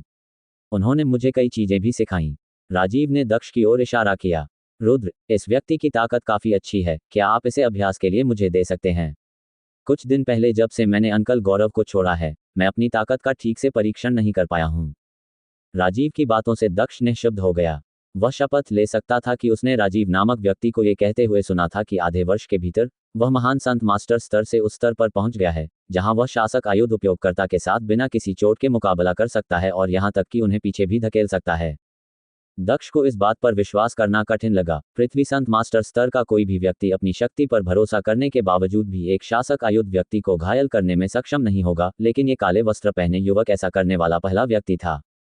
तो ठीक है राजीव, मैं ये बात तुम्हारे ऊपर छोड़ता हूं। मुझे देखने दो कि 1 साल के अंतराल में तुमने कितना सुधार किया है। रुद्र ने पीछे हटकर राजीव को जगह दी। उन्होंने राजीव की प्रगति की गति को स्वीकार किया और उन्हें इस बात की चिंता नहीं थी कि दक्ष राजीव से भाग सकेगा। एक पल की प्रतीक्षा करें। दक्ष ने जल्दी से चिल्लाते हुए रुद्र की ओर देखा और पूछा, हमारे बीच पहले भी कुछ गलतफहमियां हुई थी, लेकिन वह केवल एक छोटी सी समस्या थी और बिना दया के मेरा पीछा करने लायक नहीं थी। क्या आपको स्वर्ग स्तरीय युद्ध कौशल या मेरे शासक आयुध के पृष्ठ चाहिए थे? आप क्या सोचते हैं? रुद्र ने उसकी ओर मुस्कुराते हुए मजाक किया। यदि आप पृष्ठ चाहते हैं तो मैं इसे आपको दे दूंगा और साथ ही मेरे स्पेस बेल्ट में बाकी सब कुछ भी दे दूंगा। लेकिन अगर आप शासक आयुध लेने की कोशिश करेंगे तो मैं आपको अभी बता सकता हूं, यह आपके लिए अंतहीन परेशानी लेकर आएगा। शासक आयुध मेरे कबीले के लिए अत्यंत महत्वपूर्ण है और कबीले में कोई भी व्यक्ति किसी बाहरी व्यक्ति को इस पर अधिकार करने की अनुमति नहीं देगा। यदि आप मुझे मार भी देते हैं और शासक आयुध भी ले लेते हैं तो भी हमारा कबीला पूरे महाद्वीप में आपका पीछा करने और आपको मारने के लिए जो भी करना होगा वह अवश्य करेगा। हमारे कुल के पूर्वज भी तुम्हारे पीछे स्वयं आएंगे। दक्ष ने चेतावनी दी। रुद्र के हाव भाव में कोई परिवर्तन नहीं आया और वह सहजता से बोला, मैंने पहले ही 2 लोगों को मार दिया है जिनके पास अवरोधक और शासक आयुध थे। क्या आपको लगता है कि मैं इससे डरता हूं? दक्ष को जब ये बात मन में आई तो उसका चेहरा सफेद पड़ गया। उसे डर था कि रुद्र के पास भी उतना ही शक्तिशाली कबीला है जो उसका समर्थन कर रहा है और तिवारी कबीले से भी अधिक शक्तिशाली है। यदि वह कबीला बहुत अधिक शक्तिशाली हुआ तो उसे डर था कि यदि शासक का आयुध उसके कबीले से छीन लिया गया तो वे उसे उस कबीले से वापस नहीं चुरा पाएंगे। यदि वे इसे वापस चुराने की कोशिश भी करेंगे तो भी बाकी सभी लोग उनका मजाक उड़ाएंगे और पूरे कबीले को अपमानित किया जाएगा। अचानक दक्ष ने अपना मन बना लिया। दक्ष ने अपने हृदय स्थान पर मुट्ठी से प्रहार करते हुए अपनी उंगलियों पर थोड़ा खून थूका और हवा में ही चित्र बनाने लगा। उसकी उंगलियां धीरे धीरे हवा में घूम रही थीं और वह एक अजीब प्रकार की छवि बनाने लगा। प्रत्येक प्रहार के साथ रक्त के रंग का एक निशान दिखाई देता था और अंततः ये सब एक खूनी पैटर्न में बदल जाता था। रुद्र ने दक्ष की ओर असमंजस से देखा कि वह क्या कर रहा है। यह अजीब बात जो भी थी, ये पहली बार था जब उसने ऐसी बात सुनी या देखी थी। राजीव दक्ष की पीठ के पास से चला आया और खून से सने उस निशान को देखकर आश्चर्यचकित हो गया तथा उसके चेहरे पर अविश्वास की भावना थी। रुद्र, मैं दक्ष आज आपसे रक्त शपथ लेता हूं। यदि आप मुझे मेरे कुल को राजशस्त्र लौटाने की अनुमति दें तो मैं दक्ष आपको अपना राजा मानूंगा। आप जहां भी जाएंगे मैं आपके पीछे चलूंगा। आप जो भी आदेश देंगे मैं उसे अपनी अंतिम सांस तक पूरा करने का प्रयास करूंगा। दक्ष ने रुद्र को अविचल भाव से देखा और वह कुछ दृढ़ता तथा कुछ अनिच्छा के साथ बोल रहा था। शासक आयुध की रक्षा के लिए, वह अपने परिवार के लिए, जिसे वह प्यार करता था, जीवन भर रुद्र का अनुसरण करने के लिए तैयार था। वह नहीं चाहता था कि उसके परिवार को सभी के द्वारा निंदा का सामना करना पड़े, इसलिए वह अपनी जान देने को तैयार था। रुद्र अवाक रह गया और उसने आश्चर्य से दक्ष की ओर देखा। यद्यपि वह नहीं जानता था कि रक्त शपथ क्या होती है, फिर भी दक्ष ने जो कुछ कहा था उससे वह सचमुच आश्चर्यचकित हो गया। राजीव की आंखें धीरे धीरे दक्ष द्वारा छोड़े गए अजीब खून के निशान को देखती रहीं और वह बोला, एक खून की शपथ। मैंने सुना है कि प्राचीन काल से लेकर अब तक यह एक बाध्यकारी वचन है जो आत्मा को शपथ में आकार देने के लिए हृदय के रक्त का उपयोग करके लिखा जाता है। ऐसा कहा जाता है कि जो व्यक्ति शपथ लेता है वह प्रतिज्ञा लेने वाले व्यक्ति के जीवन को भी नियंत्रित करता है। केवल एक विचार से ही शपथ लेने वाले व्यक्ति का शरीर और आत्मा नष्ट हो जाएंगे। इससे भी अधिक भयावह बात यह है कि यदि शपथ लेने वाला व्यक्ति मर जाता है तो शपथ लेने वाला व्यक्ति भी उसी भाग्य को प्राप्त करेगा। मैंने नहीं सोचा था कि तुम प्राचीन काल की रक्त शपथ को जानोगे। राजीव का स्पष्टीकरण सुनकर रुद्र को अंततः कुछ समझ में आया कि रक्त शपथ क्या होती है। उसने सोचा भी नहीं था कि इस दुनिया में इतनी विचित्र चीजें होंगी। सचमुच यह विचित्र दुनिया जादुई चीजों से भरी हुई थी। राजीव के शब्दों पर भी दक्ष ने पलक नहीं झपकाए और रुद्र की ओर देखते हुए कहा, यदि आप मुझे शासक आयुध को मेरे वंश में वापस लाने की अनुमति देते हैं तो आप मेरे राजा होंगे और मैं बिना किसी शिकायत के आपके आदेशों का पालन करूंगा, चाहे कोई भी कार्य हो। यदि आप मेरे शासक आयुध की इच्छा रखते हैं तो मैं किसी भी प्रकार की सुरक्षा के बिना मर जाऊंगा। आपका जवाब क्या है? ठीक है, मैं तुम्हें अपने शासक आयुध को अपने कबीले में वापस लाने दूंगा, अपना वादा याद रखना। रुद्र तुरंत बोला। उनके लिए शासक का शस्त्र वास्तव में शक्तिशाली था, लेकिन अंत में यह अभी भी एक हथियार मात्र था। दक्ष एक जीवंत व्यक्ति थे जिनमें विकास की बहुत गुंजाइश थी। इसके अलावा कोई भी निश्चित रूप से नहीं जानता था कि दक्ष संत शासक बनेंगे या नहीं। दक्ष ने रुद्र को गौर से देखते हुए कहा, आज से मैं दक्ष औपचारिक रूप से खुद को तिवारी वंश से अलग करता हूं। अब से मैं दक्ष जो कुछ भी करूंगा उसका तिवारी वंश से कोई संबंध नहीं होगा। मेरे जीवन और मृत्यु का इस वंश से कोई संबंध नहीं होगा और मैं आपकी केवल उन्हीं आज्ञाओं का पालन करूंगा जो तिवारी वंश से संबंधित नहीं होंगी। मैं अब कबीले का हिस्सा नहीं हूं और किसी भी तरह से कबीले का उपयोग नहीं कर पाऊंगा। रुद्र ने दक्ष की ओर प्रशंसा से भरी एक हल्की सी मुस्कान प्रकट की और तुरंत बोले, मैं तुमसे वादा करता हूं, तुम ही रहोगे। तिवारी वंश तो तिवारी वंश ही रहेगा। मैं निश्चित रूप से तिवारी वंश की शक्ति का शोषण नहीं करूंगा और निश्चित रूप से आपको उनके खिलाफ नहीं खड़ा करूंगा। मैं तिवारी वंश के रहस्य भी आपसे नहीं उगलवाऊंगा। जब तक आप तैयार हैं मेरे लिए यही काफी है। ठीक है, अब से मैं दक्ष राजा बनकर आपकी सेवा करूंगा। जब तक आप मेरे कबीले को नुकसान पहुंचाने की कोशिश नहीं करते तब तक कृपया मेरी रक्त शपथ स्वीकार करें। दक्ष ने तरोताजा स्वर में कहा। रुद्र ने दक्ष द्वारा खींचे गए तैरते हुए रक्त के नमूने को देखा और बोले, दक्ष तुम एक सच्चे पुरुष हो। मैं रुद्र आपकी प्रशंसा करता हूं। ये रक्त शपथ कुछ ऐसी चीज नहीं है जो मैं चाहता हूं। मुझे आपके जीवन को नियंत्रित करने की कोई इच्छा नहीं है, लेकिन आपने जो वादा किया था मैं अभी भी उसका इंतजार कर रहा हूं। ये सुनकर दक्ष दंग रह गया। रुद्र को अविश्वास से देखते हुए उसने कहा, क्या तुम्हें सचमुच मुझ पर भरोसा है? क्या तुम्हें मेरे वचन से पीछे हटने का डर नहीं है? ये सही है, मैं आपके चरित्र वाले व्यक्ति पर विश्वास करता हूं। बेशक अगर आप ऐसे व्यक्ति हैं जो अपनी बात से मुकर जाते हैं तो मैं अंधे होने के लिए केवल खुद को ही दोषी ठहरा सकता हूं। रुद्र बिना किसी हिचकिचाहट के बोले, जैसे उन्हें दक्ष की बातों पर पूरा भरोसा था। इस तथ्य के बावजूद कि रुद्र रक्त शपथ के साथ दक्ष के जीवन को नियंत्रित कर सकता था, रुद्र को खाली ताकत वाले व्यक्ति की आवश्यकता नहीं थी। उसे एक सच्चे साथी की जरूरत थी, कोई ऐसा व्यक्ति जो उसके खून मांस का हो, उसकी अपनी आत्मा और आत्मविचार से युक्त हो। आत्मनिर्भरता ही दक्ष की वास्तविक क्षमता को प्रकट करने का एकमात्र तरीका था। यद्यपि रक्त शपथ स्वीकार करने से रुद्र को विश्वासघात के भय के बिना चिंता मुक्त होकर सोने की अनुमति मिल जाएगी, लेकिन दक्ष एक आत्माविहीन व्यक्ति से अधिक कुछ नहीं बन जाएगा। इससे दक्ष की शक्ति पर कोई बड़ा परिवर्तन नहीं होगा, लेकिन अंत में रुद्र कभी भी दक्ष की सच्ची वफादारी नहीं रख पाएंगे। दक्ष अविश्वास से भरे हुए चकित होकर रुद्र की ओर देखने लगे। इस समय वह रुद्र को एक अजनबी से एक ऐसे साथी के रूप में पूरी तरह से नई रोशनी में देख रहा था जिसके साथ उसने कई लड़ाइयां लड़ी थीं और उसका साथ दिया था। इस प्रकार उसकी आंखों में भावनाएं भरने लगीं। दक्ष की मुट्ठियां अनजाने में कसने लगी जब उसने सुंदर और युवा रुद्र को देखा और फिर बोला, तो फिर तुम्हें चिंता करने की कोई जरूरत नहीं है।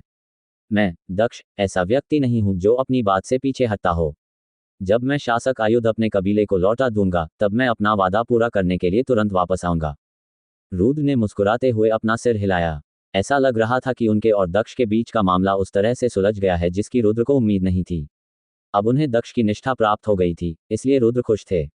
राजीव की ताकत में भी काफी वृद्धि हुई थी और समान रूप से शक्तिशाली दक्ष के शामिल होने से ये कहा जा सकता है कि ब्लैकफायर ड्रैगन भाड़े के सैनिकों की ताकत में एक और बढ़ोतरी हुई। शक्ति में इस विस्तार के साथ रुद्र अब बड़े पैमाने पर शक्ति को नियंत्रित कर रहा था। दक्ष, तुम्हें भाड़े के सैनिकों की सभा में भाग लेते रहना चाहिए। अपनी ताकत से आप अपना नाम बनाने में सक्षम होंगे और शीर्ष 10 में जगह बना पाएंगे। पुरस्कार असाधारण रूप से समृद्ध हैं। यह ऐसा अवसर नहीं है जिसे गंवाया जाना चाहिए। रुद्र बोला। दक्ष ने सिर हिलाकर कहा, ठीक है, भाड़े के सैनिकों की सभा समाप्त होने के बाद मैं जो कुछ भी कमाऊंगा वह तुम्हें दे दिया जाएगा। मैं अब तिवारी परिवार से नहीं हूं, इसलिए मेरी उपलब्धियों का उनसे कोई संबंध नहीं है। रुद्र ने सिर हिलाया, इसकी जरूरत नहीं होगी। जब तक आप स्वयं उपलब्धियां हासिल करते हैं तब तक पुरस्कार आपका ही है। दक्ष, मैं रुद्र एक सच्चे पुरुष के रूप में आपकी प्रशंसा करता हूं। भविष्य में आप हम सबके भाई होंगे। मुझे उम्मीद है कि हर कोई एक दूसरे के प्रति ईमानदार रहेगा और हम मिलकर काम कर सकेंगे। उनकी बातें सुनकर दक्ष भावुक हो गए और बोलते समय उनकी आवाज कांपने लगी। ठीक है, मैं आपका साथी बनूंगा और किसी को भी ऐसा कुछ नहीं करने दूंगा जिससे हमें कोई नुकसान पहुंचे। अन्यथा जो कोई भी कोशिश करेगा वह मुझसे बच नहीं पाएगा। दक्ष ने वीरतापूर्वक कहा। इस क्षण से दक्ष का अभिमानी हृदय अंततः रुद्र के प्रभाव में आ गया। हाँ, मैंने नहीं सोचा था कि इससे हमें एक और दोस्त मिलेगा। दक्ष, मेरा नाम राजीव है, तुम मुझे इसी नाम से बुला सकते हो। मैंने जो पहले भी अपराध किए हैं कृपया उन पर आपत्ति न लें। मैं, राजीव, इसके लिए सचमुच माफी मांगना चाहता हूँ।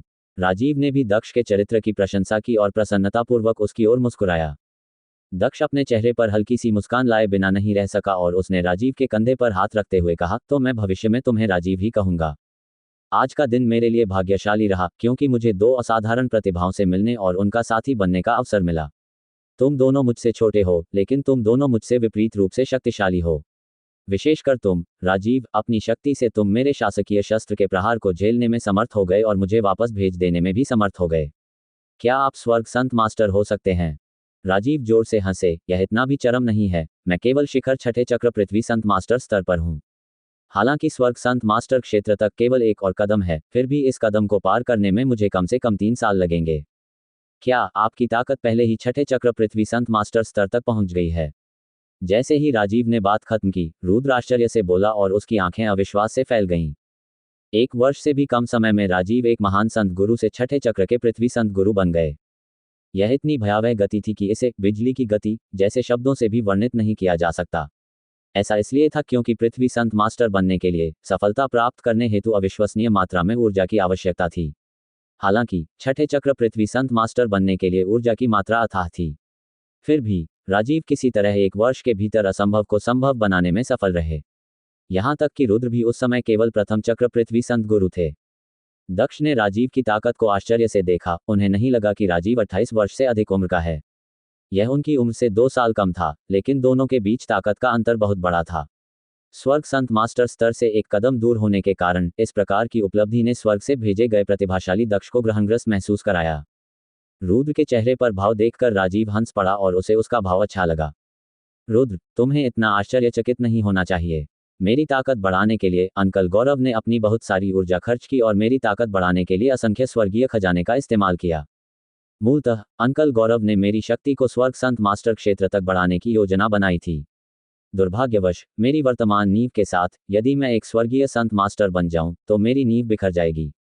मेरे भावी साधना पथ के लिए उन्होंने मेरी शक्ति को शिखर छठे चक्र के आसपास मंडराने के लिए मजबूर किया।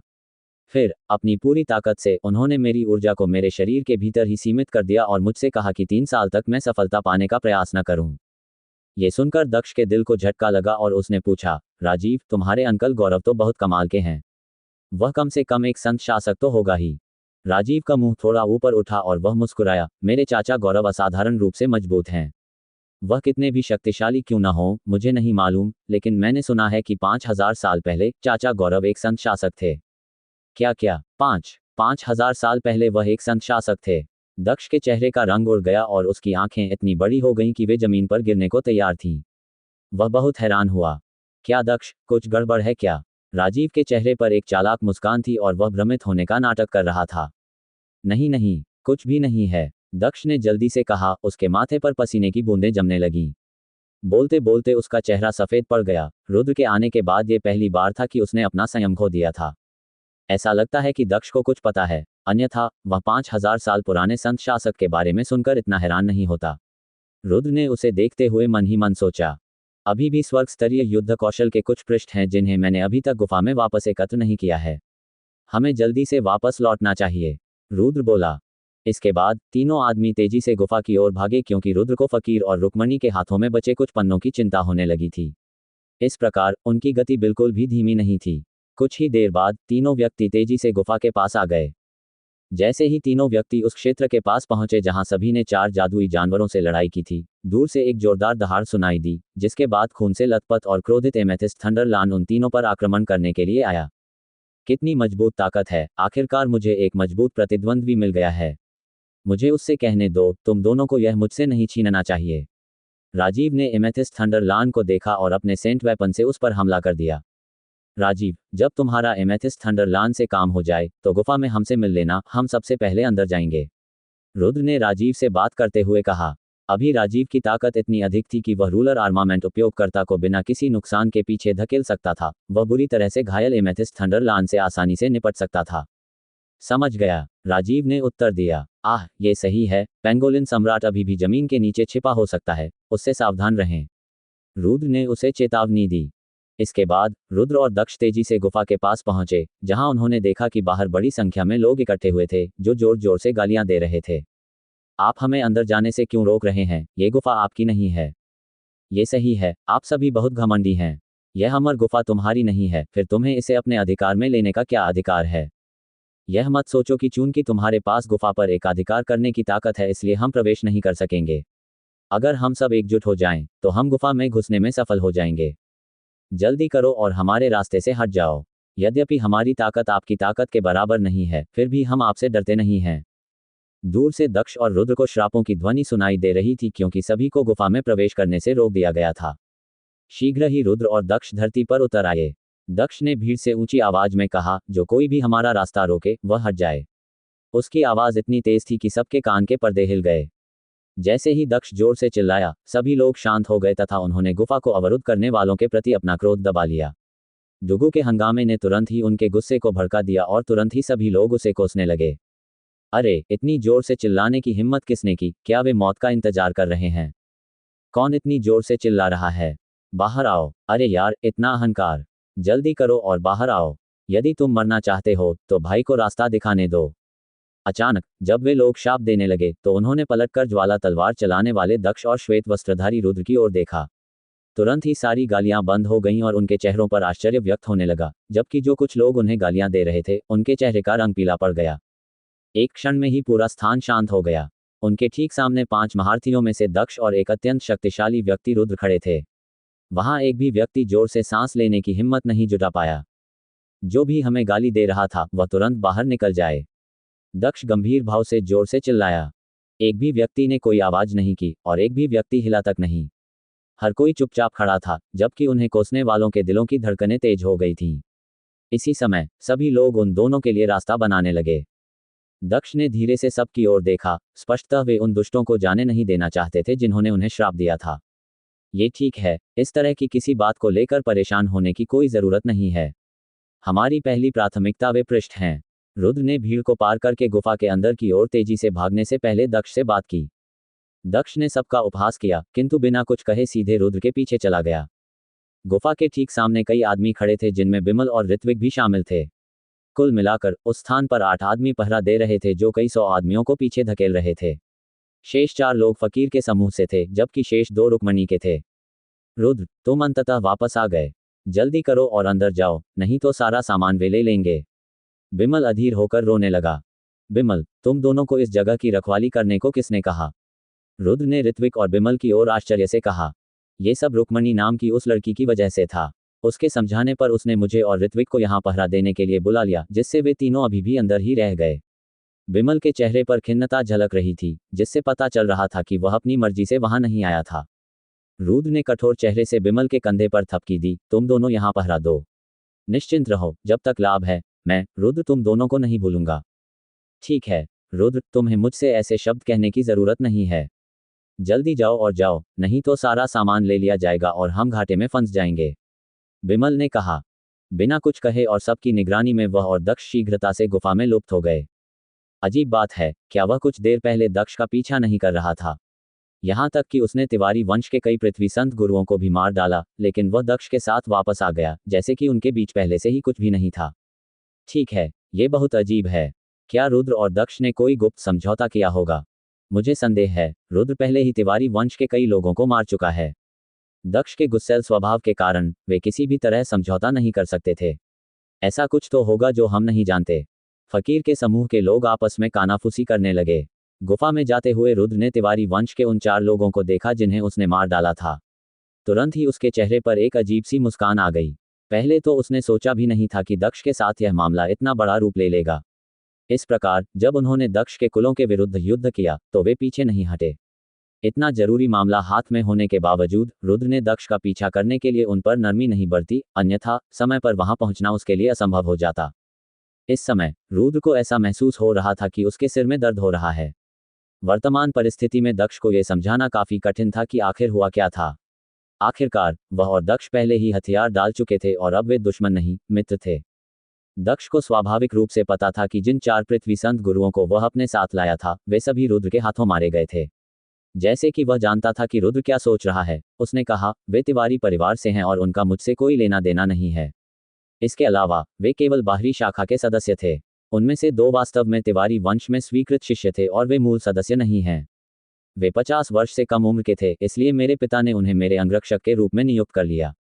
दक्ष की बातें सुनकर रुद्र ने राहत की सांस ली। दक्ष के चेहरे पर हल्की मुस्कान थी। लगता है मेरा चुनाव काफी स्मार्ट था। मैंने गलत व्यक्ति का अनुसरण नहीं किया। आप और राजीव दोनों ही मुझसे कहीं अधिक प्रतिभावान और स्वर्ग से भेजे गए प्रतिभाशाली व्यक्ति हैं।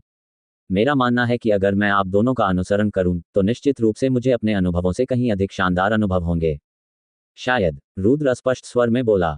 इसके बाद दोनों व्यक्ति गुफा में उड़े और देखा कि फकीर, रुक्मणी और पीले कपड़े वाली लड़की वहां चारों ओर उड़ रहे हैं, जैसे खजाना ढूंढने की कोशिश कर रहे हों।